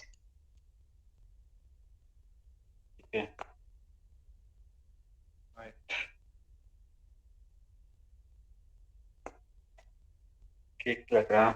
और क्या एडिशन हो सकता था यार इसमें? challenges faced by WTO. यार इसके जो चैलेंजेस में तो काफी सारे हैं, मतलब हमने कुछ कभी किए भी थे, जैसे फार्मर्स और लेबर ग्रुप का एलिगेशन, वो एक्यूजेशन होता है कि WTO is focusing too much on corporate interest में क्वेश्चन था एक। एनवायरमेंटलिस्ट का जो वो होता है, एक्यूजेशन होता है कि they are focusing too much on deregulation. या यूएसए जो है चाइना को एक्यूज करता है कि मतलब अगर आप केसेस देखोगे मैक्सिमम केस जो है यूएसए की चाइना के अगेंस्ट ही है। उसके अलावा जो हमने ये डिस्कस किया था कि कहीं ना कहीं जो है ये डेवलपिंग कंट्रीज की नीड्स को केटर नहीं कर पाता है, इसी रीजन से जो चाहे डोआ डेवलपमेंट एजेंडा हो, या फिर आपका बाली एग्रीमेंट हो, या फिर आपका 2017 की मिनिस्ट्रियल मीटिंग हो, तीनों तीनों फेल हुई थी एक तरह से। उसके अलावा आपकी सोवरेनिटी और जो रेगुलेशन वाला वो था प्रॉब्लम था कि जैसे मैंने एग्जाम्पल दिया उसका डॉल्फिन लेबलिंग वाला कि इंटेलेक्चुअल मैमल्स का हट नहीं किया जाएगा, तो ये कहीं ना कहीं जो है मैक्सिमम फिशरमैन की उनकी राइट्स को अंडरमाइन कर रहे थे, तो बेसिकली मैक्सिको की सोवरेनिटी को ये इन्फ्रेंच कर रहे थे। दूसरा वही जेनेटिक फूड्स वाला जो केस हो गया, तो वो डिस्क्रिमिनेटरी है आपके डेवलपिंग नेशंस की तरफ। उसके अलावा जो WTO का वो है वोटिंग सिस्टम हो गया, कहीं ना कहीं जैसे उसमें होता है कि हर कंट्री का इक्वल वो है वोट है, लेकिन उसमें अनोनिमस कंसेंसस चाहिए होता है। अब वो इतनी लेट हो जाता है कभी कभी, जिसको बोलते हैं ना स्लो ब्यूरोक्रेसी, उसकी वजह से जो डिसीजन बहुत ही स्विफ्टली लेने होते हैं वो स्विफ्टली नहीं लिए जाते हैं। तो ये काफी सारे मतलब उसमें काफी सारे मतलब अगर क्रिटिसिज्म देखेंगे तो है ही, काफी सारे हैं। यही बात अगर यूएस के कंडीशन देखो, यूएस के मतलब वही लोग कहते हैं कि अगेन चाइना जो है China is violating the basic workers right to decrease the cost of export, ताकि वो ज्यादा कम्पिटिटिव रहे। या इवन जो है वो हो गया चाइना का डिवैल्यूएशन हो गया अपनी करेंसी को लेके, currency manipulation, sorry currency manipulation, exactly हाँ, करेंसी मैनिपुलेशन हो गया। तो WTO मतलब कहीं ना कहीं मतलब एक बहुत ही जो मतलब WTO का रोल बेसिकली उसकी तरह था, इंटरनेशनल रेफरी की तरह था कि वो मतलब सबको चेक करेगा। अब कहीं ना कहीं अगर आप देखते हो जैसे आपके ये बनते हैं, फॉर एग्जांपल आपका RCEP एग्रीमेंट हो गया, या यूएसए मैक्सिको कनाडा एग्रीमेंट हो गया, या फिर आपका बाकी एग्रीमेंट हो गया रीजनल, इनमें अलग से जो है डिस्प्यूट सेटलमेंट के प्रोसीजर आते हैं। तो बेसिकली WTO का रोल क्या था? WTO का रोल एक तरह से यही था, डिस्प्यूट सेटलमेंट करना। अब जब ये आपके नेशनल रीजनल लेवल पे सेटल हो रहे हैं, तो कहना कि WTO का रोल आगे जाके कम होता जा रहा है। तो इतने सारे मतलब पॉइंट्स तो काफी सारे मतलब WTO को क्रिटिसाइज करने के लिए काफी सारे हैं। आप इंडिया के एंगल डाल दो कि हमारी जो जैसे हमने RCEP ज्वाइन नहीं करा, हमारा ये था कि बेसिकली जो वो थी मतलब दोहा डेवलपमेंट एजेंडा का प्रॉब्लम था कि दुनिया के जो पुअर एक्सपोर्टिंग वो है नेशंस हैं, उनके जो बेसिक वो थे एग्रीकल्चर प्रोडक्ट थे, अगर एक्सपोर्ट होते हैं तो वही जो है आवाज कट रही है आपकी। मेरी अभी साफ आ रही है? हाँ मेरे को साफ आ रही है यार। विजय तुम्हारा सिग्नल सही नहीं है, बाकी सबको आ रही है। हाँ ठीक है। हाँ मैं कह रहा हूँ जैसे उसका हो गया जो आपके वो हो गए जो पुअर एक्सपोर्टिंग कंट्रीज हो गए, उनकी जो बेसिक एग्रीकल्चर प्रोडक्ट है वो अगर मार्केट में आते हैं इंटरनेशनल मार्केट में, तो वही रिच जो डेवलप्ड नेशंस हैं वो अपने फार्मर्स को सब्सिडी दे रहे हैं। तो एक तरह से मतलब बायसनेस हो गया ना एक तरह से, तो मतलब वो एड्रेस नहीं कर पा रहे डेवलपिंग नेशंस को। वो कहीं ना कहीं जो है बहुत ही बायस्ड है, जो मतलब वही बात हो गई पुरानी वाली बात की एक उसकी मतलब कहीं ना कहीं रिफॉर्म की जरूरत है। और रिफॉर्म भी अगर होता है तो उसमें मतलब पहला तो ये हो कि डिस्प्यूट रेजोल्यूशन सिस्टम के ऊपर रिफॉर्म हो। दूसरा जो आपका वो है कि WTO की नेगोशिएशन जो फंक्शन है वो अगर वो है कि क्या बोलते हैं उसको मतलब कि डेवलपमेंट एज अ बेसिस होना चाहिए रूल मेकिंग के लिए इंटरनेशनल लेवल पे। और तीसरा जो है जो उनकी जो मतलब अगर यूएसए का कंसर्न देखें कि WTO इतना ट्रांसपेरेंट या इतना अकाउंटेबल नहीं है, तो कहीं ना कहीं मतलब उसको स्ट्रेंथन करना चाहिए मॉनिटरिंग और ट्रांसपेरेंसी को। उसमें जो मेंबर्स की ट्रेड पॉलिसीज है उनको इंक्लूड करो, मतलब कि मतलब एक वो है सजेशन है सारे के सारे। निलेश आपने जो एक पॉइंट बताया था फंक्शनिंग का, तो उसके अंदर हम स्ट्रक्चरल पैरालिसिस भी तो बता सकते हैं। जो उनके बोर्ड मेंबर में जो 6 मेंबर होते हैं उसमें अभी भी वो तो बेसिक है, उसमें 3 अब वही मतलब कि 3 है होने चाहिए मिनिमम। और उसमें यूएसए ने ब्लॉकेट लगा रखा था, वो तो मतलब वो तो लिखना ही है, वो तो मतलब एवरग्रीन पॉइंट है। हाँ वो तो एवरग्रीन पॉइंट है। हाँ ये शिवानी ने एक पॉइंट लिखा, WTO e-commerce moratorium examine all trade related issues relating to global electronic commerce which is criticized by India, so they favor developed countries। ये कोई पॉइंट समझा सकते हैं? उसमें आ गया था, मैं समझा देती हूँ। इसमें बताऊँ बेसिकली क्या है, जो data is the new oil सबको पता है, तो इंडिया का क्लेम ये है कि अब टेक्नोलॉजी फील्ड में चाहे बिग डेटा है चाहे एआई है, कहीं पे भी डेटा चाहिए, और हमारी कंट्री है बड़ी, और हमारी कंट्री सबसे ज्यादा डेटा जनरेट करेगी, और यंग पॉपुलेशन भी सबसे ज्यादा है, तो यंग पॉपुलेशन भी ज्यादा डेटा जनरेट करेगी, तो ये फटाफट मार्केट कैप्चर कर लेंगे और ये हमारी रिटेल सेक्टर वगैरह कैप्चर कर लेंगे, जिससे हम डेवलपिंग कंट्रीज को नुकसान होगा। और मतलब ये इसीलिए लेके आ रहे हैं ताकि यही फायदे में रहें। तो ये तब तक ज्वाइन नहीं करेंगे जब तक इनके खुद की मतलब फर्म स्ट्रेंथन नहीं हो जाती। मतलब ये कुछ वो डेटा लोकलाइजेशन के अगेंस्ट है क्या कुछ ये नॉर्म? डेटा लोकलाइजेशन चाहते हैं ना फिर तो, मतलब वो कि अपने पास रहे, जैसे चाइना वगैरह ने कर रखे हैं कुछ की, वो स्टोर करके रखते हैं डेटा, सेल नहीं करते कुछ। हाँ तो इंडिया भी उसकी तरफ क्लेम कर रहा है। And also, they are undermining the sovereignty of country. I mean, especially in the case of we banned the Chinese apps, they are actually go to WTO. Alright. ठीक है, इसमें तो पॉइंट कवर हो गया I think. Next वाला भी almost ना same ही है, लाइक ऑलमोस्ट सेम ही है सारा का सारा। Critically evaluate the role of US in dispute settlement mechanism and its implication for future too। हाँ आई थिंक काफी डिस्कस कर ही लिया आपने ये डिस्प्यूट मतलब जो सेटलमेंट सारे पॉइंट्स होते थे मैंने इन दोनों के बेसिस पे ही मैंने लिखे नहीं आंसर वाला, बट मैंने इसके बेसिस में सारे पॉइंट बनाए थे जो मैंने बोले हैं, फार्मर्स वाला, एनवायरनमेंट वाला, डॉक्यूमेंट सेफ लेबलिंग वाला, या इवन रीजनल डिस्प्यूट जो सेटलमेंट प्रोसीजर बन रहा है वो सारे के सारे मैं एक बार लिख के डाल दूंगा सारे के सारे ग्रुप में। गौरव और प्रलाश ने लिखा यार, तुमने कोई मतलब और पॉइंट एक्स्ट्रा ऐड किया है क्या इस आंसर में जो अब तक हमने डिस्कस ना किया हो, कोई वो बता दो। एक्चुअली मैंने इसमें एक ही फोकस किया है कि यूएस को सेंटर में रख के, मतलब कि यूएस का रोल क्या रहेगा डिस्प्यूट सेटलमेंट में, तो उसके रिलेटेड मैंने किया। यार एक मिनट प्लास से पूछ लो, एक मिनट मैं भी आता हूँ यार थोड़ा। गौरव को लेकिन आंसर काफी वो दे रखा उसने, मतलब काफी कंसाइज आंसर है, मतलब सारे पॉइंट्स कवर्ड नहीं है बट फिर भी थोड़ा मतलब जो उसका स्ट्रक्चर है, जो लिखने का तरीका था काफी अच्छा था, उसमें इंक्लूड होता काफी सारे इंक्लूड हो सकता था। हेलो उसने बेसिकली बताया दो, वैसे बेसिकली बड़ा शेख मैं इसको बताया था आंसर को, मैंने रिव्यू करा था ये, उसका तुम बता देना सारा का सारा, ठीक है। अब इस वाले में करा ये कि इसने बेसिकली मतलब इनिशियली थोड़ा सा मतलब वो कर दिया है, बैकग्राउंड दे दिया है, उरुग्वे राउंड वो सारा देख के मैं बताऊं या आप बता रहे हो? अच्छा गौरव आ गया, चलो हाँ गौरव बोलो। हाँ एक्चुअली ये मतलब मैंने क्या किया है कि सबसे पहले वही जो थोड़ा WTO का बताया कैसे वो एस्टैब्लिश हुआ, फिर उसके बाद उसका थोड़ा थियोरेटिकल पर्सपेक्टिव लिखा है कि कंपैरेटिव एडवांटेज रिकार्डो की थ्योरी पे बेस्ड है ये, और उसका मोटिव है ट्रेड रादर देन एड। फिर मेन क्वेश्चन था डिस्प्यूट सेटलमेंट मैकेनिज्म पर, तो मैंने फिर डिस्प्यूट सेटलमेंट मैकेनिज्म के बारे में बताया। सबसे पहले उसको थोड़ा सा स्ट्रक्चरल एनालिसिस दिया कि स्ट्रक्चर कैसा है, मिनिस्ट्रियल काउंसिल है, जनरल काउंसिल है, फिर पॉलिसी ट्रेड है, और उसके बाद डिस्प्यूट सेटलमेंट बॉडी है। तो फिर मैंने उस बॉडी को थोड़ा एक्सपांड किया कि जनरल काउंसिल होती है, वो एक पैनल सेट करती है, फिर पैनल कुछ रिपोर्ट देती है, उस पर एपीलेट कमेटी बोल करके फाइनल डिसीजन लेते हैं। तो उसके बाद फिर मैंने बताया इशू कि उसमें कोरम 3 का होता है, लेकिन अभी क्या हो रहा है, और हाँ सबसे पहला इशू ये है कि वहाँ पर जो काफ़ी कॉस्टली प्रोसेस होता है, जो भी जस्टिस होता है वहाँ पर काफ़ी कॉस्टली होता है उसमें, तो वो क्या होता है डेवलपिंग कंट्रीज उसको अफोर्ड नहीं कर पाती हैं, और जो मेन केसेस हैं, मोस्टली केसेस हैं, वो यूएस चाइना और यूएस इंडिया के होते हैं। और उन केसेस में यूएस काफ़ी हार गया है, तो इस करके वो उसको अंडरमाइन करने का प्लान कर रहा है, तो इस करके अपीलेट बॉडी का कोरम को कंप्लीट नहीं होने दे रहा, और दिसंबर 29 से उसका ऐसे ही चल रहा है।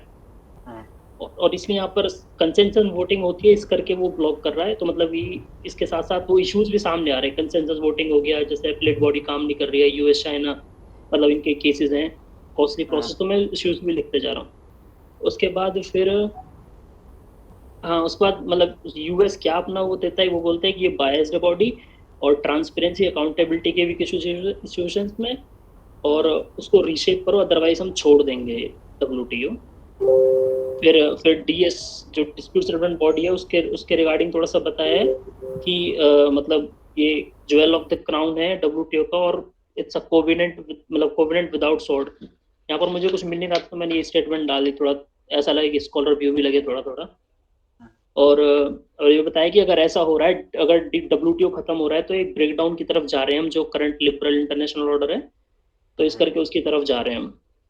और उसके बाद फिर मतलब जो भी यूएस जो ट्रेड वॉर वो सब हो रहा है, वो एक तरीके से ग्लोबल ऑर्डर को डिक्लाइन कर रहा है, जो ट्रेड सेटअप किया था, WTO का मेन एम था फ्री एंड फेयर ट्रेड करना था, उसको कहीं ना कहीं अंडरमाइन कर रहा है।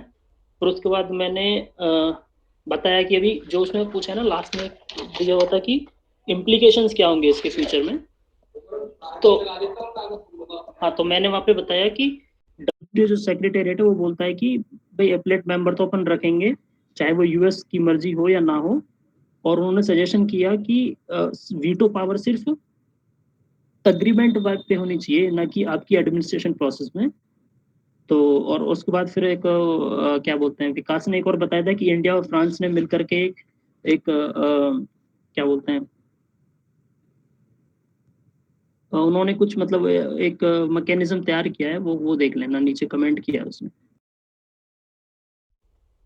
बस इतना ही। ठीक है,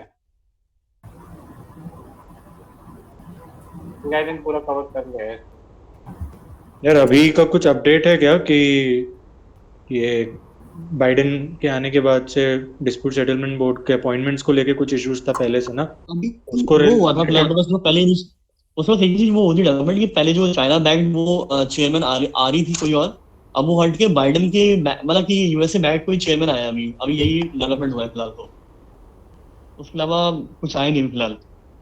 उसने अभी भी रोक के रखा है।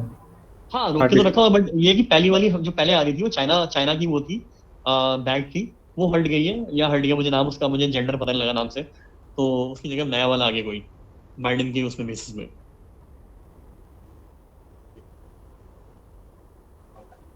मैं डिस्कस कर लूँ क्या अपना? हाँ बताओ। हाँ, तो मेरे को ये पूरा पहले वाले क्वेश्चन से थोड़ा सा वाइडर अप्रोच लगा इसका, कि सिर्फ WTO को नहीं बोल रहे हैं, और इसमें जैसे WTO और DSB के ज्यादा फोकस किया और यूएसए को ज्यादा फोकस किया। पहला वाला क्वेश्चन थोड़ा ब्रॉडर था, वो ग्लोबल इकोनॉमिक ऑर्डर की बात कर रहा था, तो उसमें IMF और दूसरे भी ले सकते थे। तो इसमें गौरव जैसे मैंने भी यूएस और इसको ही फोकस किया थोड़ा डिमांड ऑफ द क्वेश्चन को लेके। तो WTO को बता दिया मैंने कि बहुत सालों से वगैरह वगैरह, इसको हम बता सकते हैं कि सोशलिस्ट का लॉस हो गया अपना, और लिबरल इकोनॉमिक सिस्टम की ट्रायम्फ हो गया उसके ऊपर। तो उसके बाद अपना 1995 में आया सक्सेसर गार्ड वगैरह का है, ठीक है। उसके बाद फ्री ट्रेड, जैसे रिकार्डो उसने गौरव ने बताया वैसे भी किया मैंने। फिर मिनिस्ट्रियल कॉन्फ्रेंस काउंसिल का बताया नीचे, हाईएस्ट डिसीजन मेकिंग बॉडी है, और सेटल डिस्प्यूट्स के लिए ये बताया। फिर प्रोसेस बताई मैंने कि मेंबर के पहले फाइल कर सकता है, उसके बाद कंसल्टेशन कर सकता है, रिजोल्यूशन, फिर DSB के पास जा सकता है, अगर वो फॉलो करता है तो नहीं करता है तो रिटेलिएटरी मेजर आप डाल सकते हो, उसमें टैरिफ डाल सकते हो और ब्लॉकिंग इम्पोर्ट डाल सकते हो, ठीक है। फिर उसके नीचे मुझे मतलब बाद में USS का वापस मैंने रेफरेंस दिया कि वो हमेशा सबसे एक्टिव पार्टिसिपेंट इसका रहा है, और ट्रम्प ने उसको डिनाउंस किया कि चाइना के ट्रेड प्रैक्टिस को वो रूल को अब्यूज करते हैं, और WTO उसको अच्छे से केपेबल नहीं है उसको हैंडल करने के लिए। फिर इसलिए ट्रम्प ने वो सारी प्रोसेस को ही साइड स्टेप कर दिया। नेशनल सिक्योरिटी लॉ एक जो ब्रैडली यूज होता है उसको लगा के उसने चाइनीज गुड्स के ऊपर लगा दिया। फिर इसको इस पूरे इवेंट को एडवर्ड एल्टन ने बोला है कि इसके विलिंगनेस को जो ट्रम्प ने किया है that marks the death of the institution, ऐसा करके।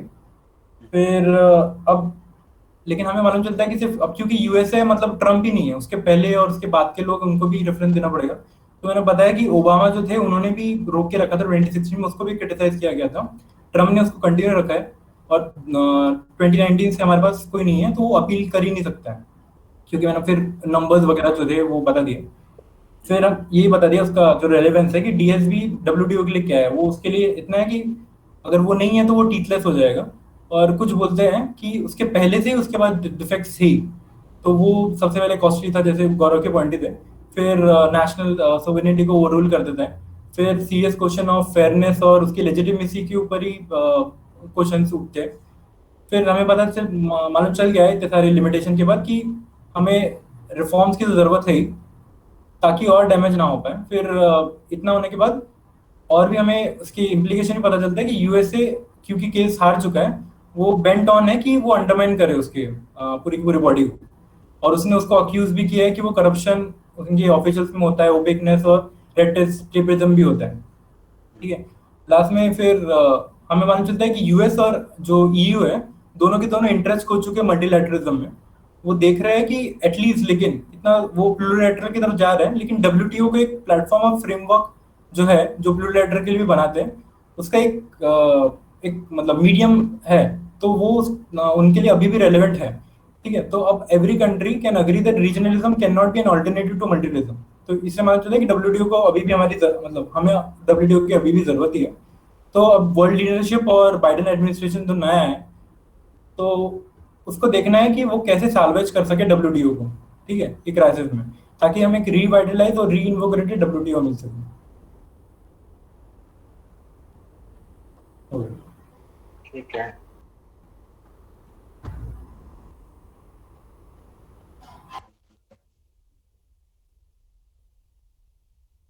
ठीक है।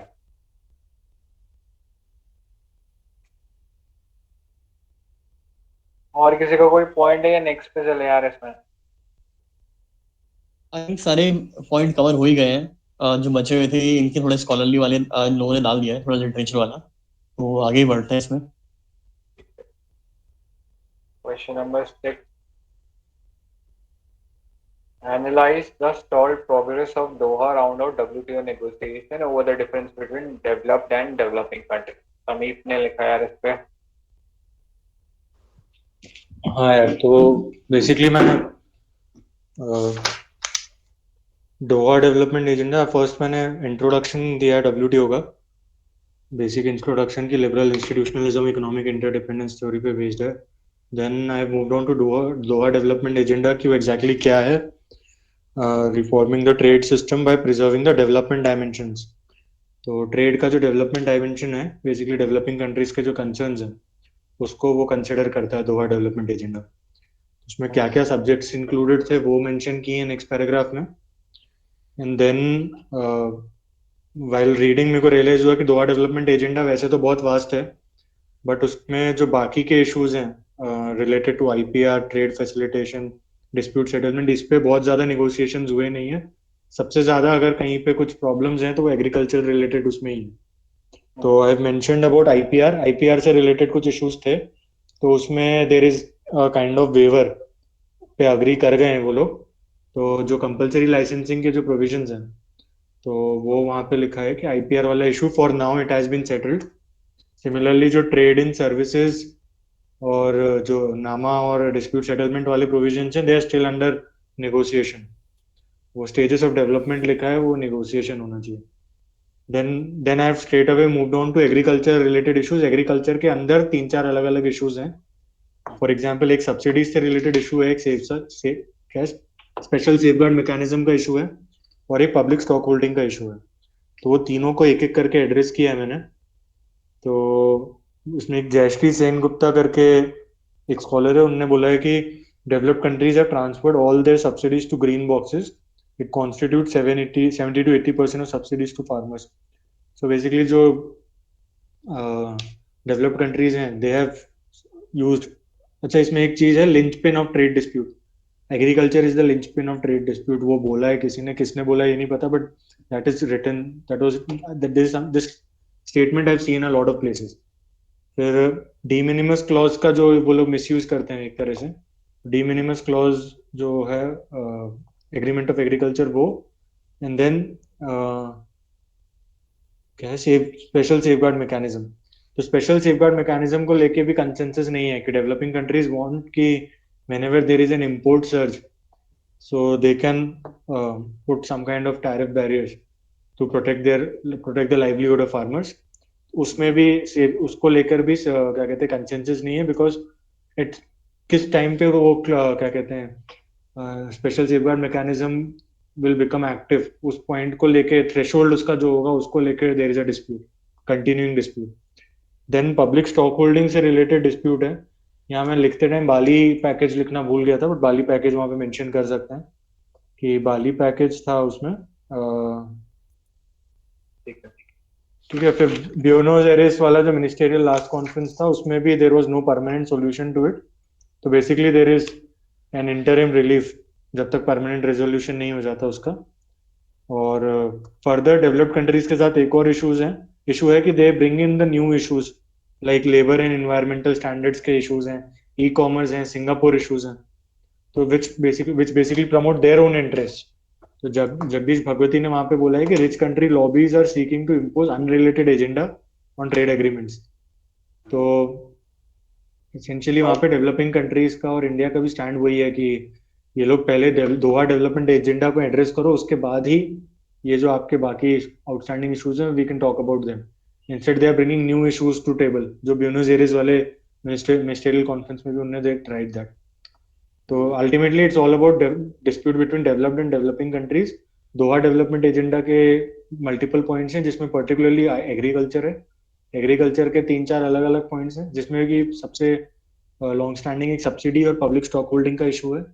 एंड टुवर्ड्स द एंड एक स्कॉलर है मार्टिन खोर करके. मार्टिन खोर ने बोला है कि जो WTO के थ्रू जो ग्लोबल इकोनॉमी चल रही है it is impartial and it is systematically biased towards rich countries. जिसमें कि एक एग्जांपल जो मार्टिन खोर का एक ऑर्गेनाइजेशन था जिसमें वो डायरेक्टर था थर्ड वर्ल्ड नेटवर्क. तो उसमें उन्होंने एग्जांपल दिया है ट्रेड फैसिलिटेशन एग्रीमेंट जैसे है. तो जो TFA है वो मेनली डेवलप्ड कंट्रीज को ही का उसमें मेजर इंटरेस्ट था, तो they have pushed through it very swiftly. And Doha development agenda है जहाँ पे डेवलपिंग कंट्रीज के इश्यूज मोस्टली हैं, तो उसको उन्होंने काफी हद तक स्टक किया हुआ है, रोक के रखा हुआ है. तो वही इस पे एंड किया था मैंने कि एक significant political capital will be required for member nations to rejuvenate Doha agenda. मेरे ख्याल से यहाँ पे थोड़ा सा कंक्लूजन और बड़ा कर सकते हैं, providing solution to the problem. तो वो एक चीज है जिसमें कुछ universal words like fair, equitable, just, order type की चीजें ऐड कर सकते हैं जो सचिन ने रिव्यू में डाला था. बाकी और कुछ स्पेसिफिक रिकमेंडेशंस हो how to address this problem, जो भी लॉग जैम है वहां पे, तो लाइक वो बता दो, वो शेयर कर लो.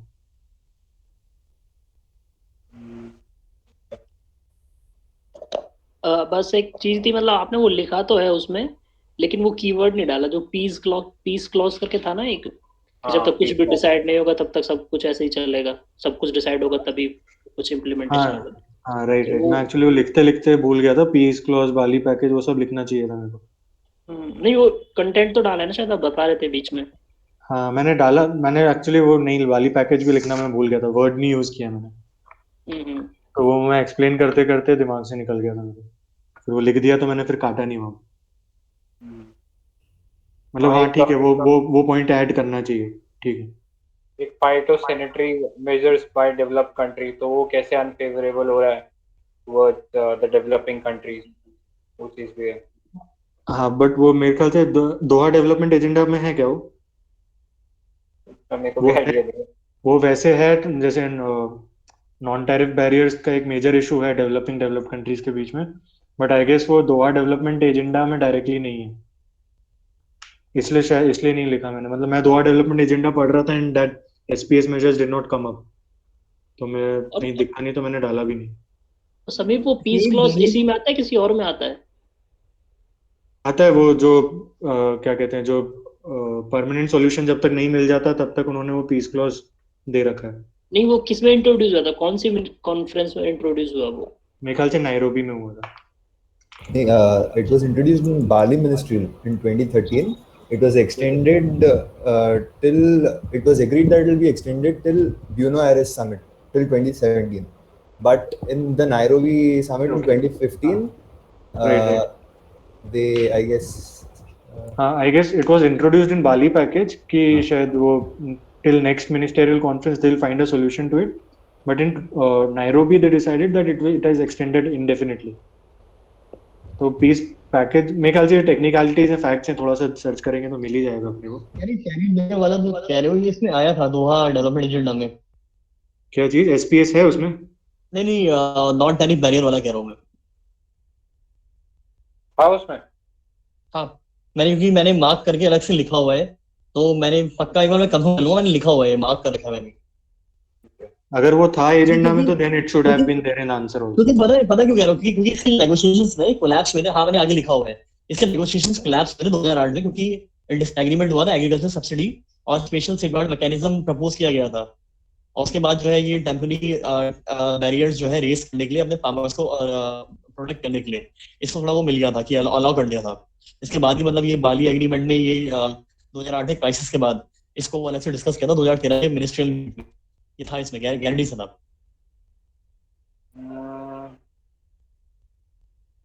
ये WTO की वेबसाइट पे लिखा है the meeting of the committee on sanitary and phytosanitary measures discussed a possible SPS declaration for WTO's 12th ministerial conference to be held in Geneva at the end of the year.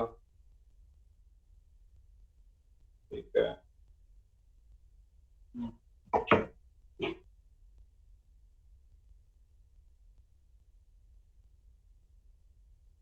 और कोई point इसमें जो लिखना चाहिए था? पूरा factually ये पूरा का पूरा जेनेवा वाला तो अब होगा, वही तो कह रहा हूँ, जेनेवा वाला तो अब होना है, 12th जो मिनिस्ट्रियल मीट है वो तो अब होगा 2021 में। लॉग जैम जो है इसको जो स्टक है उसके कुछ जनरल सजेशंस क्या हो सकते हैं? How can we address it? जो दोहा डेवलपमेंट एजेंडा स्टक है ना कि डेवलप्ड और डेवलपिंग कंट्रीज के जो इंटरेस्ट वहां पे कोलाइड कर रहे हैं, तो what could be the possible solution to it? कोई जनरल सॉल्यूशन अगर कोई आ रहा हो तो दिमाग में। इसके जनरल सॉल्यूशन तो देखो, जो एक बार को मतलब अगर हम रिलेट करें एक बार को, जैसे मैं पिछले क्वेश्चन में बोलना भूल गया था कि अभी जो जैसा हम देख रहे हैं कि प्रेजेंट सिनेरियो में कोविड का वो चल रहा है, तो उसमें इंटरनेशनल ट्रेड डिक्रीज हुआ है और इंटरनेशनल ग्लोबल सप्लाई चेन्स में अनसर्टेनिटी आ रखी है। तो कहीं ना कहीं मतलब चांसेस है कि जो अगला वाला जो जेनेवा वाला वो होगा मिनिस्ट्रियल मीट होगा, उसमें ये किसी आर्टिकल में लिखा भी था कि वो काफी मतलब एंटीसिपेटेड मीट है, उसमें जो है काफी कुछ वो नया हो सकता है। तो कहीं ना कहीं जो डेवलपिंग नेशन है वो अपना कुछ स्टैंड शायद ना छोड़े, लेकिन डेवलप्ड नेशन है वो अपना स्टैंड नीचे गिरा सकते हैं। मतलब कहीं ना कहीं देखो सीधी बात है कि जो पास में मतलब डिस्क्रिमिनेशन नहीं बोलेंगे, बट जो वो है डेवलप्ड नेशन है वो ऑलरेडी एक एडवांटेज में है ऑलरेडी। तो अगर उनको थोड़ा सा मतलब छोड़ना पड़े, जो वो ऑब्वियसली नहीं छोड़ेंगे वेस्ट और यूएसए वाले, लेकिन कहीं ना कहीं लॉबी करने के लिए, जैसे अभी प्रेजेंट सिनेरियो चल रहा है यूएसए चाइना वाला, तो लॉबी करने के लिए कुछ ना कुछ तो हो सकता है। मतलब अभी मतलब ये वही है मतलब कि स्कॉलर्स के व्यूज हैं अभी, मतलब ऐसा कुछ जो सजेशन है उसमें, तो अगर किसी को आ रहा है तो बताओ। मैं एक ही हो सकता है मतलब कम्युनिटी और रेगुलेशन वाला। हेलो। हाँ, एक्चुअली उसमें ना दोहा डेवलपमेंट एजेंडा में खूब सारे इश्यूज हैं। तो एक उसमें है कि जैसे जो लो हैंगिंग फ्रूट्स हैं तो वो उन्होंने काफी हद तक एड्रेस भी किए हैं, ऐसा नहीं है कि नहीं किए हैं। For example IPR related issues जो थे उन्होंने जो भी कंसेशन दे सकते थे दिया है। एंड आई गेट एक एक्सपोर्ट सब्सिडी से रिलेटेड भी कुछ था कि जहाँ पे they have made concessions like developed countries have to do away with their export subsidies by 2018, developing countries by 2023 and LDCs by 2030। तो ऐसे मतलब जनरल सजेशंस हम लोग ले सकते हैं कि लो हैंगिंग फ्रूट्स हैं तो उनको एड्रेस कर लेना चाहिए, और जो लॉन्ग टर्म है वहाँ पे पॉलिटिकल कैपिटल और थोड़ा मोबिलाइज करके we can address those issues. उस तरह के कुछ पॉइंट्स वहाँ पे ला सकते हैं। And whatever order that comes up it should be fair, equitable and just. And वो सारे लोग जनरल बात, वो सारे हाँ मतलब जनरल बात थ्योरेटिकल होंगे सारे के सारे, क्योंकि प्रैक्टिकली कभी भी जो है सबको डेवलप नेशन अपना स्टैंड कभी छोड़ेंगे नहीं। वो अपने को तो आंसर ही लिखना है, तो like we don't have to get into. हाँ ठीक है। वैसे बाकी ये फैक्चुअल क्वेश्चन है, इसमें अगर कुछ ऐड करना तो ऐड करने बहुत कुछ ऐड करने का स्कोप है और लिखते हैं, पर वही है कि मेरे हिसाब से कुछ इसमें एक्स्ट्रा है डिस्कस के लिए। किसी को मॉडल आंसर बना लो। देखो समीप का मुझे आंसर अच्छा लगा है वैसे, बताओ तो। हाँ वही जिसने मतलब इंक्लूड करके उसका स्ट्रक्चर बहुत अच्छा है। मैंने कॉपी भी इसका आंसर ही कर रहा था, अच्छा है इसका आंसर। बाकी जो अलग है क्योंकि फैक्ट पॉइंट्स है, जो भी लिखोगे आप सबको पता है नेट में कुछ नहीं लिखा, अलग कुछ डालना नहीं है, तो वो आप अलग से डाल सकते हो। बाकी ब्रेनस्टॉर्मिंग का मुझे भी स्कोप इतना दिख रहा है, बस थोड़े से वो है कि जनरल पॉइंट्स है जो सॉल्यूशन आप देख सकते हो, वो किसी को मिल रहे हो तो उसमें डाल देना ग्रुप में। चल सकते हैं नेक्स्ट क्वेश्चन पे। इसमें एक ग्रुपिंग का भी तो है कि जैसा कॉटन 4 वगैरह है या फिर इस टाइप के कुछ ग्रुपिंग्स है जो कि पुश करते हैं, उनका डालना चाहिए अपने को, इसमें कुछ रिलेवेंट हो सकता है वो। हाँ यार, वैसे पता है सिर्फ इंडिया के कॉन्टेक्स्ट में क्वेश्चन नहीं है, तो अगर ऐसे कोई एग्जांपल्स हैं तो शेयर कर।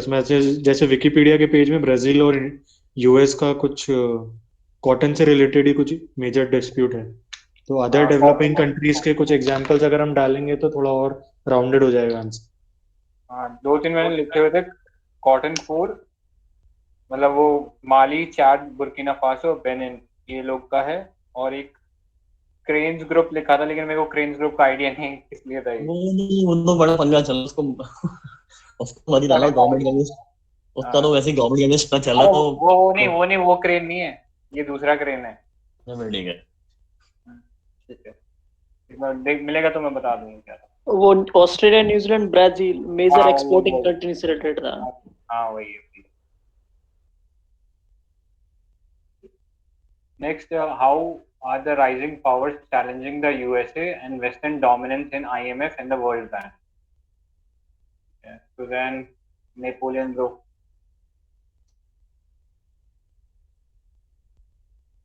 हाँ, बता दे यार। तो मेरा क्यों बोलता पहले यार? यार तू एक ज्ञान की गंगा यार। अच्छा देखो ये क्वेश्चन वैसे असोसिएशन में एड्रेस किया था, पर मैंने पहले उसका आंसर देखा, मैंने कुछ एक्स्ट्रा वर्ड डाले थे इसमें, तो भी मैंने कहा ये देखो ब्रेडन वुड का थोड़ा मैंने बैकग्राउंड देखा, वो सबको पता है, वो देखने की जरूरत नहीं है, सीधा मेन पार्ट में आते हैं। तो पॉइंट ये कि देखो राइजिंग पावर में बेसिकली नीचे संजय नीचे आ जाए, मैं ये इंट्रोडक्शन डिस्कस कर रहा हूँ, फालतू अपने मार रखी है, सबको बताओ। हाँ, तो राइजिंग पावर की जो हम बात करते हैं तो बेसिकली एक तरह से हम ब्रिक की बात करते हैं। तो ब्रिक हाउस में नहीं आया था, बेसिकली ब्राजील, रशिया, इंडिया और चाइना, क्योंकि इनकी जीडीपी थी परचेसिंग पावर पैरिटी में चाइना की 2nd नंबर पे, इंडिया की 3rd नंबर पे, रशिया 6th, ब्राजील 7th। तो कहेंगे जो अगर कोई चेंज पोज होता है, चाहे मल्टीलेटरल वे में चाहे इंस्टीट्यूशनल वे में, वो 4 कंट्रीज से बहुत ज्यादा अपोज होता है। इसमें जो मैंने थोड़ा सा डाला था, आपका एक स्कॉलर व्यू कपूर और वेब करके इन लोगों ने पॉइंट किया था कि पहली बात तो जो राइजिंग कंट्रीज है वो कहीं ना कहीं इसका जो है एज डेप्थ आर्बिट्रर, जो डब्ल्यूटीओ का मेन रोल है आर्बिट्रेशन का, उसको अंडरमाइन करने, जो मैंने एग्जांपल दिया था कि आरसीपी में अलग आर्बिट्रेशन का है।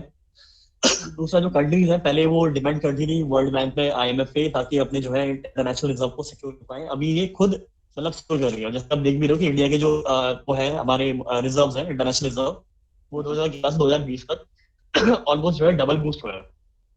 उसके अलावा नेक्स्ट पेज जो ये है डोमेस्टिक पॉलिसीज है अलग अलग कंट्रीज की, चाहे वो चाइना हो, इंडिया हो, रशिया हो, या फिर आपका आखिरी में ब्राजील हो, इन्होंने डोमेस्टिक पॉलिसी को काफी ज्यादा रिफॉर्म किया है ताकि डोमेस्टिक फाइनेंशियल स्टेबिलिटी अलग से आनी शुरू हो जाए। जैसे कि हम देखते हैं हमारा वो है तो FRBM एक्ट है कि हमारे अलग से मतलब पॉलिसीज है कि इतना जो है अपना इलेक्शन को एड्रेस करना है, सॉरी अरेस्ट करना है, ठीक है। उसके अलावा जो IMF का रोल था 2007 के एशियन क्राइसिस में, वो सेटिस्फैक्टरी नहीं था। इसी के तर्ज में जो है आगे जाके न्यू डेवलपमेंट बैंक बना था 2014 में, और AIIB बना था 2016 में, जिसका काफी बड़ा रोल था और अभी भी काफी बड़ा रोल है। एनडीबी में एक वो था contingent arrangement reserve arrangement, sorry, उसमें इनिशियल जो उसका इनिशियल कॉर्पस $100 बिलियन का था, और वो IMF के लाइंस में जो है लोन प्रोवाइड करता है मेंबर्स को और बाकियों को। इसके अलावा जो आपका वो हो गया, जो चाहे ये राइजिंग पावर्स हो गए, चाहे रशिया, चाइना या जो भी हो गए, इवन साउथ अफ्रीका जो जिसने बाद में ज्वाइन करा, ये लोग वेस्ट की तरफ उतना अलाइन नहीं है अपनी स्ट्रेटजीज को लेके, ये अपनी खुद की फाइनेंशियल स्ट्रेटजीज को डिवाइस कर रहे हैं। इसमें वही स्पॉट्स का मैंने डाला था नेशनल वाइज करके। उसके अलावा 2014 का जो ब्रिक्स समिट था उसमें स्पेशली ये जो उनका वो था कम्युनिक था, उन्होंने इसमें बोला था कि जो IMF का रोल रहा है वो काफी डिसअपॉइंटिंग रहा है, और उसने 2010 की जो रिफॉर्म्स थे वो अच्छे से इम्प्लीमेंट नहीं करे हैं। उसके एग्जाम्पल हमारे लिखा हुआ है, कंटिजेंट रिजर्व अरेंजमेंट का जो आना था इसी का एग्जाम्पल था। उसके अलावा क्रिटिक्स है, अब वर्ल्ड बैंक पे आते हैं। मैं अभी तक IMF को एड्रेस कर रहा था, वर्ल्ड बैंक का ये है कि क्रिटिक्स ने अभी मतलब क्लेम करा है कि जो वर्ल्ड बैंक है वो इन्वायरमेंटल और सोशल इम्पैक्ट को इग्नोर कर रहा है, जो कि ब्रिक्स बहुत अच्छे से एड्रेस कर रहा है। ब्रिक्स का एक अलग से फ्रेम था 2017 में 18 में आया था, इन्वायरमेंटल सोशल फ्रेमवर्क, जो स्पेशली इंफ्रास्ट्रक्चर और सस्टेनेबल डेवलपमेंट प्रोजेक्ट्स पे फोकस कर रहा था। उसके आगे जो आपका ये है वर्ल्ड बैंक है, इंफ्रास्ट्रक्चर डेवलपमेंट पे काफी अंडर एम्फसाइज कर रहा था। और दूसरा जो वो थे ऑब्लिगेशन, यानी कि जैसे कि मान लो जैसे पाकिस्तान देख लो, पाकिस्तान को वो मिला, लोन मिला, उसने क्या करा लोन का, यहाँ वहाँ लगा दिया फालतू। तो बेसिकली मतलब ये सीरियस फ्लैग जो है रेस कर था वर्ल्ड बैंक के लिए कि आप लोन तो दे रहे हो पर वो जा कर रहा है, कोई ट्रांसपेरेंसी नहीं है, कोई मैकेनिज्म नहीं है, और आप सेम जो है आप इंफ्रास्ट्रक्चर डेवलपमेंट में ना फोकस नहीं कर रहे हो। बाकी मैंने अल्टीमेटली कंक्लूजन लिखा है वो पहले तो हेजेमोनिक स्टेबिलिटी थ्योरी लिखी है बाय नियो लिबरल, वो रुपक ने कहा था, थोड़ा मैं एक बार चेक कर लूंगा। और दूसरा आखिर में कोहेन का वो लिखा है कि जो हमारा वो है वर्ल्ड ऑर्डर है, पहली बात तो कि वो स्टेबल था, लेकिन अभी जो है वो मल्टीलेटरल की तरह रहा। मल्टीलेटरल का अगर हम वो ले डेफिनेशन ले तो मल्टीलेटरल वही है कि जो कोऑर्डिनेटिंग नेशनल पॉलिसीज हैं वो आपस में कोऑर्डिनेट कर रही हैं थ्रू एडहॉक अरेंजमेंट और बाय मींस ऑफ इंस्टीट्यूशन यानी आपका जो आरसीपी हो गया या आपके ट्रांसनेशनल छोटे मोटे हो गए, एआईएबी हो गया, एनडीबी हो गया, ये इवन आपके स्टेशन फॉर्म हो गया। So that's how I conclude.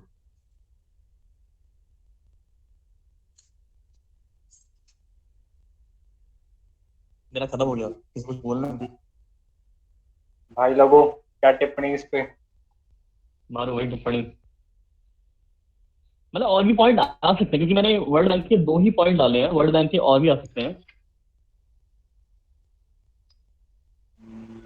जो हम अभी से डिस्कस कर ही रहे थे काफी टाइम से कि जो आपका वो हो गया क्या बोलते हैं ये मीर शिमर का कि लिबरल ऑर्डर जो है, मतलब ये क्रिटिसिज्म में नहीं है, ये एक तरह से अल्टरनेट कंक्लूजन आ सकता है कि जो इंटरनेशनल इंस्टीट्यूशन है वही की लिबरल ऑर्डर में they are facing inevitable pressure of change कि मल्टीपोलर वर्ल्ड ऑर्डर में ढलना कैसे है। बट एज सच मुझे ज्यादा इसके अलावा पॉइंट मिले नहीं, अगर किसी को ध्यान दो बोलो। I think we can. Susan, continue. Susan. मैं ये बोल रही थी, मैंने पढ़ा था नीलेश आपका, बट आपसे जो पॉइंट चले मुझे बिल्कुल भी आइडिया नहीं था, तो मतलब मैं एवेल्यूट कर ही नहीं सकती थी उसे, इसलिए मैंने नहीं किया। बट अच्छे पॉइंट्स थे आपके, बट मुझे बिल्कुल वो नहीं पता था। इवन थिंकर्स भी जो आपने डाले थे मैंने कभी नहीं सुना, तो मैंने बस पढ़ लिया था उसको। अच्छा था उसको। हाँ सुजन, आपने भी तो लिखा है ना इस पर? हाँ मैंने भी लिखा है। हाँ आप बता दो आपने और क्या डाला है इसके अलावा? मैंने मतलब मुझे ये क्वेश्चन नहीं आ रहा था, तो मैंने वो जो बेसिक था मुझे बस वही डाला है।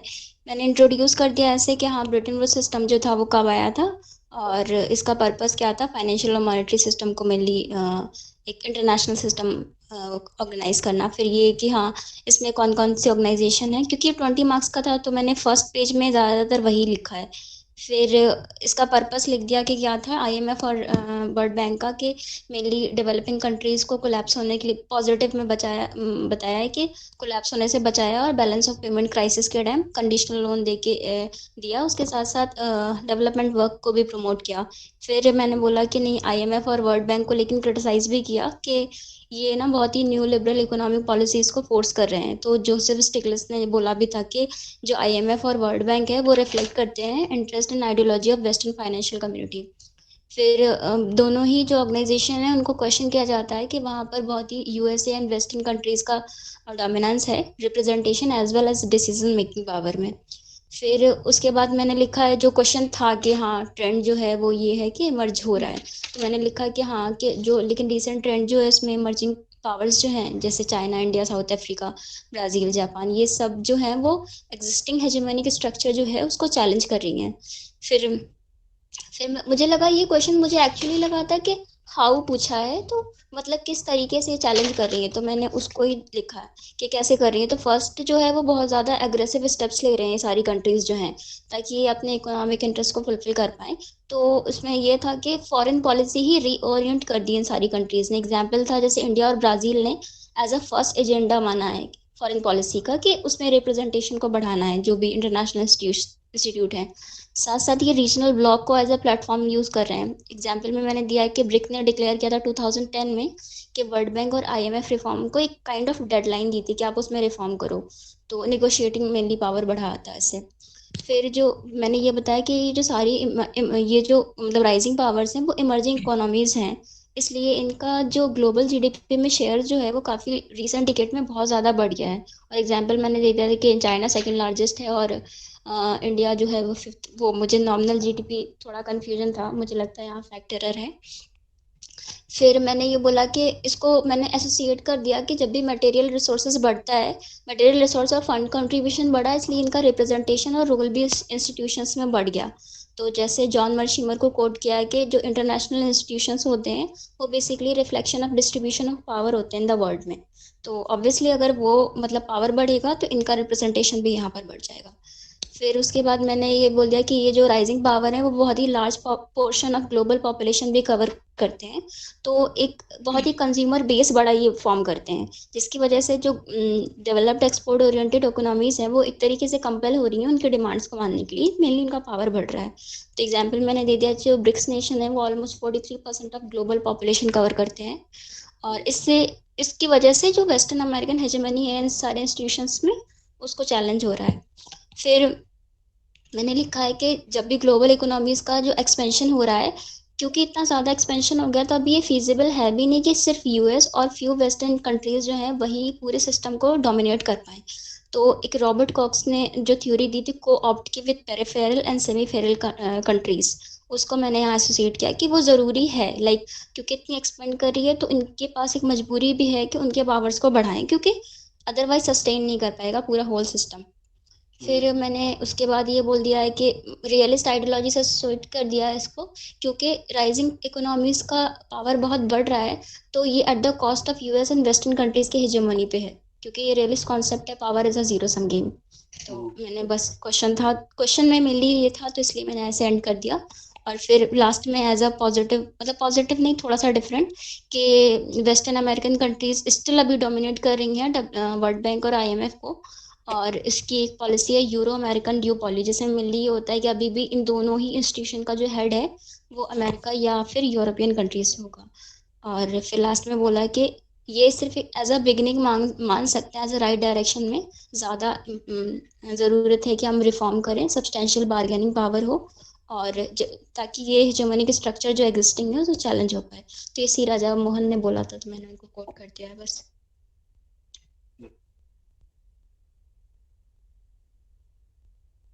एक और था इसमें G24 का एक समिट हुआ था, उन लोगों ने मतलब कहा था कि जो वर्ल्ड बैंक में शेयर होल्डिंग रिव्यू हुआ था, तो उसमें जो वो है डेवलपिंग नेशन का वोटिंग पावर उसको इंक्रीज करना चाहिए ताकि इक्विटेबल वोटिंग हो वर्ल्ड बैंक में। एक पॉइंट और ये है।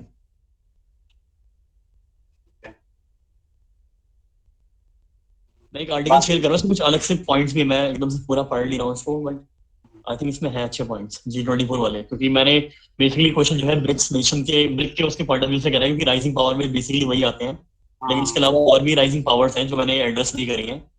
जो बता सकता है उस पे कोई है 2-3 एग्जांपल उसके राइजिंग पावर? हाँ बहुत सारे हैं, टर्की हो गया आपका, उसके अलावा आपको मतलब रीजनली देख लो आप, जितनी भी हो गए रीजनली इंस्टीट्यूशंस है क्या, जैसा ब्रिक्स हो गया इस टाइप का, और कोई है दिमाग में? इसके अलावा मर्कोसॉर, मतलब उसको राइजिंग बोल सकते हैं, मर्कोसॉर आई डोंट मतलब बोल सकते हैं, मर्कोसॉर हो गया, उसके अलावा आपका रीजनल ईस्ट एशियन फोरम हो गया, आपका आशियान भी बोल सकते हैं, मतलब सारे के सारे राइजिंग नहीं है, क्योंकि ब्रिक में तो सारे राइजिंग बोल, क्योंकि उनकी इकोनॉमिक पर्चेसिंग पावर पैरिटी में। अच्छा पहले मैंने लिखा भी था में, जब हम इंटरनेशनल लेवल में इकोनॉमीज को कंपेयर करते हैं जीडीपी के कंटेक्स्ट में, तो हमेशा पर्चेसिंग पावर पैरिटी को यूज करते हैं। रीजन ये कि उसमें बास्केट गुड्स को कंपेयर करते हैं, अगर मान लो 60 रुपए में एक सेब आ रहा है तो वो $1 में कितना आ रहा है, और उसकी $1 की वैल्यू 60 रुपए के मुकाबले कितनी है, तो इसलिए हमेशा पर्चेसिंग पावर पैरिटी को करते हैं। जो इकोनॉमिस्ट हो गया, चाहे OECD हो गया, चाहे आपका ये G7 हो गया, चाहे आपका वो हो गया वर्ल्ड बैंक, IMF, सभी इसको यूज करते हैं। इससे आपकी इकोनॉमिक स्टेबिलिटी और आपका ह्यूमन डेवलपमेंट, इकोनॉमिक डेवलपमेंट कितना है कंट्री, वो पता लगता है। हाँ एक्चुअली हाँ ये ठीक था आप जो बोल रहे थे, वो एक्चुअली मैंने न्यूज़पेपर में जिसमें पढ़ा था ना, उसमें सिर्फ नॉमिनल जीडीपी के वाइज टर्म ऐसे दिया था, फर्स्ट नंबर सेकंड नंबर, तो हाँ अदरवाइज हाँ बेसिकली जो है वो पीपीपी ही यूज करते हैं। तो वो कंट्री की विद दिखाता है नॉमिनल जीडीपी, ताकि इन्फ्लेशन के एडजस्ट करके पता लगे कि अगली पॉलिसी कैसी होनी चाहिए। जो हमारा FRDM एक्ट होता है वो नॉमिनल के बेस पे होता है, इसलिए मतलब वो अगर कंट्री के लेवल पे तो वही करेंगे हम, लेकिन अगर इंटरनेशनल में कंपेयर कर रहे हैं हमेशा पर्चेसिंग पावर पैरिटी होता है। ये मतलब ये बाकी के लिए भी यूज करते ध्यान रखता है इसको। हाँ तो वापस आते हैं पॉइंट में। हाँ जो रीजनल ग्रुपिंग तो काफी सारे ग्रुपिंग्स हैं, जैसे आपका अगर देखेंगे तो क्या कह रहे थे हम, हाँ ब्रिक्स हो गया, ब्रिक में सारे राइजिंग है, इसलिए ब्रिक वाले को बोल सकते हैं, लेकिन ईस्ट एशियन फोरम हो गया आपका, चाहे आपका आशियान हो गया, आप किसी को भी उठा के देख लो, रीजनल ग्रुपिंग का लॉजिक होता है कोई डोमिनेटिंग पावर होगा या 1 या 2 या 3 होंगे, वो सारे मिलके जो है एक अच्छा ग्रुप बनाएंगे ताकि वो आपस में जो कोऑर्डिनेट कर पाए। सार्क एक अच्छा सा प्लेटफॉर्म हो सकता था, अब रीजनल ग्रुपिंग बहुत स्ट्रांग हो सकता था अगर पाकिस्तान और इंडिया के वो नहीं होते, इतने इश्यूज नहीं होते, तो काफी सारे रेसिप का एग्जांपल देना चाहिए क्या? मतलब क्यों नहीं देना चाहिए मुझे ये बताओ पहले। अभी बना नहीं है ना, इसलिए मैं इसलिए नहीं दे पर वो हमें थ्योरेटिकल आंसर देना है कि ऐसा हो रहा है दुनिया में, क्योंकि देखो जैसे इसको क्रिटिसाइज कर रहे हैं वर्ल्ड बैंक और आईएमएफ को, थ्योरेटिकल कर रहे हैं, लेकिन ऑन टेक्निकल अगर हम प्रैक्टिस करेंगे तो अभी भी अगर हम कितना भी क्रिटिसाइज कर लें, अगर आप में जाओगे, अगर आप रिप्रेजेंटेटिव बनोगे, डिप्लोमेट बनोगे, तो आप वर्ल्ड बैंक के पास ही जाओगे, भैया लोन दे दो यहाँ पे। तो मतलब प्रैक्टिकली बातें अलग होती है और थ्योरेटिकली बातें अलग होती है। थ्योरेटिकली आपको मतलब बकवास थोड़ी करनी कि ऐसा हो सकता है और ऐसा हो रहा है, आपको एक साथ बर्ड्स पे बात करनी होती है थोड़ी की थोड़ी। ठीक है, सही है। बट इसमें और भी पॉइंट्स हैं, हो सकते हैं वर्ल्ड बैंक के, वो देख लेना। ये डाला तो है बिजनेस स्टैंडर्ड वाला ना। हाँ, एक डिप्लोमेट का भी आर्टिकल था काफी पहले का, मुझे मिल नहीं रहा है वो, मैंने काफी पहले देखा था वो आर्टिकल।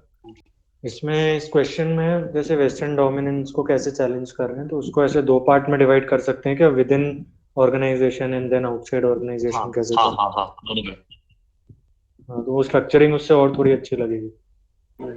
पर विद इन वाले में पॉइंट्स सब्स्टिट्यूट हो नहीं पाएंगे, विद इन में तो अभी मतलब अलग ही पंगे हैं उसमें, डेवलपमेंट इतना जो राइजिंग पावर से चैलेंज कर नहीं पा रहे हैं, और यही रीजन है कि अलग से नए फॉरम बन रहे हैं, चाहे वो आपका न्यू डेवलपमेंट बैंक हो गया या फिर आपका एशियन इंफ्रास्ट्रक्चर इन्वेस्टमेंट बैंक हो गया, उनके बनने की रीजन ही है।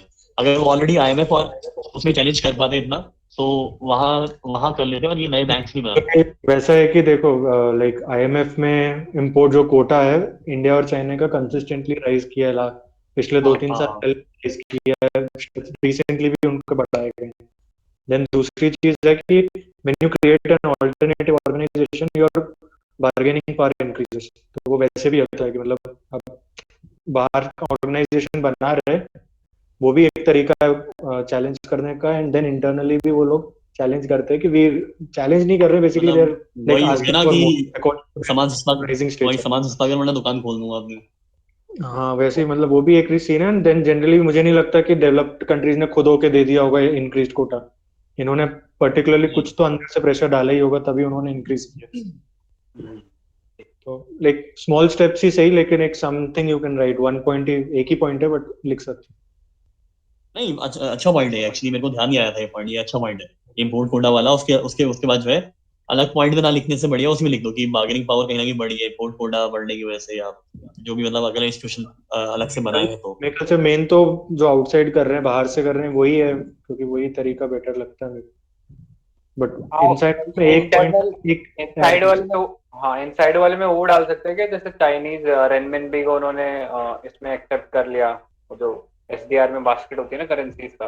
हाँ, वैलिड पॉइंट है वो भी एक वैलिड पॉइंट है, क्योंकि उनके डोमिनेंस में भले ही छोटा सा ही सही, लेकिन कुछ तो वो मतलब एक डेवलपिंग कंट्री का उसके अंदर गया है। डेवलपिंग कंट्री को वो लोग कम से कम एड्रेस कर रहे हैं, एक्नॉलेज कर रहे हैं। मेरा बस पॉइंट ये है ना कि आईएमएफ के अगेंस्ट तो काफी कुछ है बोलने के लिए, वर्ल्ड बैंक के लिए मुझे मिला नहीं कुछ, और वर्ल्ड बैंक के लिए चाहिए अगर कुछ मिले तो। वर्ल्ड बैंक बहुत सुधर गया है, उसके अगेंस्ट कुछ मिलता ही नहीं है। वही तो वो अपने अलग, उसने काफी सारे अभी रिसेंटली निकाले हैं, अभी डॉक्यूमेंट्स निकाले, उसने कोविड के टाइम पे भी बहुत सारे डॉक्यूमेंट निकाले हैं, और कोविड के एरा में एक चीज हमें बोलना भूल गया, हमने आज के क्वेश्चन में ना एक बार भी मतलब कोविड वाला एंगल एक्सप्लोर नहीं करा है किसी भी क्वेश्चन में, जो काफी ज्यादा क्रूशियल हो सकता है। क्योंकि अभी अगर इस साल अगर क्वेश्चन आता है ना, तो ऑब्वियसली बात है हमें कोविड के बारे में बहुत कुछ सुनना पड़ेगा। मैंने भी मतलब यही पॉइंट लिखा था कि कहीं ना कहीं जैसे WTO है, अभी ट्रेड गिर रहा है, ग्लोबल सप्लाई चेन में अनसर्टेनिटी है, तो कोविड के टाइम में बहुत ज्यादा रोल बढ़ जाता है WTO का। सिमिलरली जो है वर्ल्ड बैंक का हो गया। हाँ, आई थिंक शायद समीप ने एक जगह किसी आंसर में मेंशन किया था कि वो जो पता नहीं क्या ग्लोबलाइजेशन से क्या था वो आंसर, तो उसमें ये बोल रहा था मिसिंग मिडल, कि मतलब जो मैन्युफैक्चरिंग है उसको कई कंट्रीज में स्किप कर दिया और सीधा सर्विस सेक्टर में आ गए, तो वो एक इफेक्ट हुआ है। और दूसरा उसने शायद ये पॉइंट लिखा था कि ये जो कोविड का टाइम है ना, इसके अंदर जो एडवर्स इफेक्ट हुआ है वो MSMEs पे हुआ है, और जो ट्रांसनेशनल कंपनीज हैं वो ज्यादा बेटर सूटेड है इससे डील करने में। तो उनका जो मतलब जो बार्गेनिंग पावर है वो ड्रास्टिकली इंक्रीज हो गया मतलब कोरोना के चक्कर में, तो ये चीज लिख सकते हैं उसके अंदर। मतलब एक छोटा सा एग्जांपल देखिए, जैसे एमएसएमई अगर कोई फेल हो रहा है तो ऑब्वियसली बात है कोई ट्रांसनेशनल कंपनी उससे आगे टेक ओवर कर लेगा, उसके लिए इजी होगा, उसका कैपिटल है, सब कुछ मैन पावर है। तो मतलब ये छोटा सा एग्जांपल है, बट बड़े कंटेक्स्ट में ये बोल सकते हैं कोविड टाइम में जैसे अगर नेगेटिव में बोले तो ये है कि कहीं ना कहीं जो है ये ट्रांसनेशनल कॉर्पोरेशन या एमएनसीज या फिर बड़े जो वो है डेवलप स्टेट्स हैं उनकी पावर बढ़ गई है, क्योंकि उनके पास ऑलरेडी कैपिटल थी। और उसके अलावा जो आपके अंडरलाइंग पुअर स्टेट्स थे वो और ज्यादा पुअर्टी की तरफ बढ़ गए, क्योंकि अभी तो कोई डेटा है नहीं अभी, क्योंकि किसी को इंटरेस्ट है नहीं इतना वो करने में, दूसरे कंट्री का असेसमेंट करने में। लेकिन जब एक बार खुलेगा और जब अफ्रीकन और लैटिन अमेरिकन कंट्रीज का वो होगा असेसमेंट होगा, तो ऑब्वियसली बात है ये चीजें सामने आएंगी कि वहाँ पे जो है पॉवर्टी का लेवल और ज्यादा बढ़ गया है, क्योंकि अभी वहाँ कोई डेवलपमेंट एड नहीं है। जैसे वर्ल्ड बैंक का है ना, एक मैंने हाँ वर्ल्ड मैं बैंक कह के रहा हूँ कि ऊपर जैसे ये वर्ल्ड पढ़ा बैंक था। का वर्ल्ड बैंक का अगर कोई एक प्रॉपर ट्रांस हाँ हाँ कि जो पेरिस एग्रीमेंट के बाद भी वर्ल्ड बैंक जो काफ़ी फॉसिल फ्यूल बेस्ड प्लांट्स है ना, उनको उनके मतलब क्या बोलते हैं उसको, उसके इंस्टॉलमेंट वगैरह के लिए लोन वगैरह दे रहा है, तो एक तरीके से ये कहीं ना कहीं क्लाइमेट चेंज के अगेंस्ट जा रहा है, एनवायरमेंटल एथिक्स के अगेंस्ट जा रहा है, ऐसा कुछ था। हाँ, मैंने लिखा है, वो मैंने पॉइंट लिखा है कि world bank is ignoring the environmental social impact. वो स्पेशली मैंने इसलिए मेंशन किया था, वो उसी के मतलब अम्ब्रेला टर्म में आ जाएगा, क्योंकि वर्ल्ड बैंक काफी कुछ ह्यूमन कर रहा है, राइट जैसे वाला भी आपने था ये वाला कि बताया डिसलोकेशन वगैरह होता है, मतलब काफ़ी जनरल सा था वो आर्टिकल, लेकिन उसमें पॉइंट ऐसे लिखे थे कि जो वर्ल्ड बैंक वाले प्रोजेक्ट्स हैं, जैसे सरदार सरोवर डैम था इंडिया का, वो जनरली ह्यूमन राइट्स को इग्नोर कर देता है, ऐसा भी कुछ था। हाँ मतलब उसमें वो था कि पर ये तो जनरल हो जाएगा ना, ये डेवलपिंग के लिए नहीं है, डेवलप्ड के भी अगर वर्ल्ड बैंक किसी को लोन प्रोवाइड करना चाहे डेवलपिंग या डेवलप्ड में किसी उसके लिए इंफ्रा के लिए, तो ऑब्वियसली बात है वहाँ पे जो कंट्री है वो अपना इकोनॉमिक इंटरेस्ट देखेगी, या वो स्पेशली डेवलपिंग के लिए लिखने वाला पॉइंट मतलब कनेक्ट नहीं हो पा रहा है मेरे हिसाब से। पर हाँ मतलब डाल सकते हैं, अगर वर्ल्ड बैंक के अगेंस्ट डालना है तो वर्ल्ड बैंक के अगेंस्ट अगर हमें डालना है राइजिंग पावर के अगेंस्ट। कुछ ना लेकिन हमें मिल ये के बता दें डाल कि जैसे सकते हैं लास्ट। हाँ, जैसे मैंने एक पॉइंट ये भी रखते हैं, जैसे अभी वो था आपका ये क्या बोलते हैं वैक्सीन रोल आउट वाले में, जो वैक्सीन के लिए वर्ल्ड बैंक ने $2 बिलियन का वो किया था, ट्रांशे सैंक्शन किया था। तो कहीं ना कहीं अगर ये इतने पैसे अगर वैक्सीन के लिए दिए जा रहे हैं, तो कहीं ना कहीं जो पहले एड पुअर नेशंस को मिल रहा था वहां से काटा जाएगा ये, तो कहीं ना कहीं जो पुअर नेशंस है और ज्यादा पुअर होंगे उनको एड मिलना कम होगा। तो बेसिकली मतलब उस पॉइंट आ सकता है कि वर्ल्ड बैंक का जो रोल है काफी ज्यादा अंडरमाइन हो रहा है, आगे जाके और अंडरमाइन होगा ऐसे करके, मतलब उसमें कोविड के उसमें लिख सकते हैं रेफरेंस में। आई होप कि कोई कनेक्ट कर पा रहा है मेरी बात को।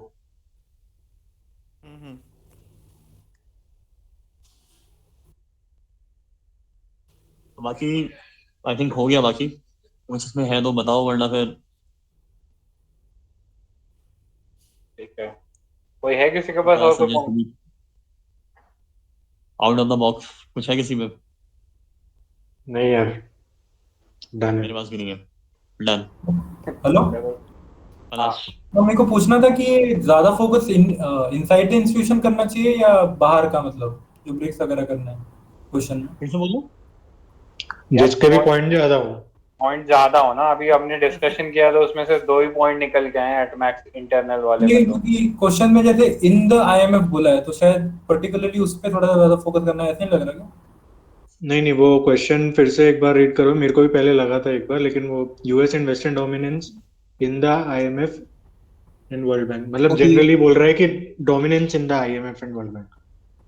डोमिनेंस इन आईएमएफ है, विद इन आईएमएफ नहीं है। इन आईएमएफ मतलब कि आईएमएफ और वर्ल्ड बैंक में डोमिनेशन है, वो इनका था। वो चैलेंज कैसे हो रही है? अब चैलेंज जरूरी थोड़ी कि अंदर से ही होगी। अच्छा ठीक है ना, तो बाहर का भी ले सकते ज्यादा। क्वेश्चन भी वैसे ही पूछ रहा है कि मतलब उनका डोमिनेंस है, उसको कैसे चैलेंज कर रहे हैं। ऊपर से इन विद इन में तो हमको 2 ही पॉइंट मिले हैं, तुम्हारे पास है क्या कोई एक्स्ट्रा पॉइंट इसमें? नहीं, मैं तो बस इसके क्लैरिफिकेशन के लिए पूछ रहा था। वो हो सकता है यार, वो क्या है ना कि वो कहीं कहीं से उठा के लिखे हैं तो कई बार एरर हो जाता है लिखने में। वो भी अच्छा, मैं और पूछ रहा था, जैसे मैंने वो बेस्ट प्रैक्टिसेस वाला डाला था, तो उसमें जैसे कोर ऑफ द क्वेश्चन और फिर कीवर्ड्स और वो सब, वो वाला करना ठीक रहता है क्या? मतलब या मतलब वो कर सकते हैं क्या डिस्कशन में? मतलब पढ़ा था क्या तुमने? यार मैं नहीं देख पाया उसको। हाँ बता दे क्या है आइडिया। मतलब जैसे शुभ्रा मैम का वो टेस्ट सीरीज वगैरह ना, तो उनको आंसर्स के पहले ये लिखना पड़ता है, जो भी आंसर रहते हैं, कि कोर क्या है उसके, डिमांड का मतलब क्वेश्चन का डिमांड क्या है, फिर फैक्ट्स जो आपको चाहिए रहेंगे, कंसेप्ट जो यूज होंगे, फिर कीवर्ड जो आप यूज करोगे और स्कॉलर्स और एनालिस्ट आप यूज करोगे, उसको ब्रीफ में आप लिख सकते हो, वहाँ पे लिखना पड़ता है आप। तो हम भी वैसे डिस्कशन में वैसा कर सकते हैं, क्योंकि फिर वो अलग से अगर स्टैंड अलोन दिया रहता है तो थोड़ा ज़्यादा रिमेम्बर करने के लिए ईजी होता है, और फिर क्वेश्चन को इंटरप्रेट करना भी हमको मतलब थोड़ा क्लैरिटी मिल जाती है, जिसमें हाँ, लिखा है वो अगर बता दे तो हमको थोड़ा सा। आइडिया आई थिंक कई लोग साइड में जैसे लिखते हैं तो वो ऐसा कर सकते हैं कि जब आंसर कोई स्टार्ट कर रहा है तो वो पहले बता दे कि डिमांड क्या था, ये मैंने थिंकर सोचे थे, और ऐसा करके ये ठीक रहेगा क्या? हेलो। हाँ, मैंने तो वही बोला है मतलब। और ट्राई करके देख सकते, ज्यादा टाइम नहीं लगेगा तो कर सकते हैं। हाँ, टाइम तो आई थिंक लगेगा नहीं ना, 3-4 पॉइंट से बोलने उस चीज में है ना। मतलब जो जिसमें आंसर लिखा है वो आंसर से ही बता दे, मतलब जो जो जो लिखा है वो। फिर उसको आंसर पढ़ने की नीड नहीं पड़ेगी, तो शायद जल्दी काम हो जाएगा इससे। और डायरेक्शन भी मिल जाएगा, कभी कभी हमारा थोड़ा उधर उधर चल जाता है, आंसर्स हाँ, की डिमांड में नहीं कई जाता। बार, हाँ सही बोल रहा है, पढ़ते पढ़ते डिस्ट्रैक्शन हो जाता है, ये थोड़ा सही रहेगा आई थिंक, इस तरह से सोचना। ठीक है। चलेगा चलेगा, कल कर सकते हैं। हाँ, कल से इस पे इम्प्लीमेंट करते हैं अपन लोग, मैसेज डाल देंगे अभी कैसा करना है सबको। या तू डाल सकता है क्या पलाश इसको एक मैसेज के फॉर्म में? मैंने बेस्ट प्रैक्टिस वाले में डाला था वैसे, वो जो एक भी है। एक्सक्लूसिव कमेंट भी डाल सेक्शन दे के तो, अंदर डाल दिया था। एक एक्सक्लूसिव डाल दे तो वो चैनल पे पोस्ट कर देंगे। अच्छा, मतलब ग्रुप में डालोगे? हाँ मतलब वही चैनल है ना, उस पर पिन कर देंगे, वो पे भी पिन कर देंगे। ठीक है। नॉर्मल मैसेज कर दे यार बस। हम्म, चलो ठीक है, तो फिर वाइंड अप करें आज का। ऑलराइट देन, ठीक है, thank you, bye bye. Thank you.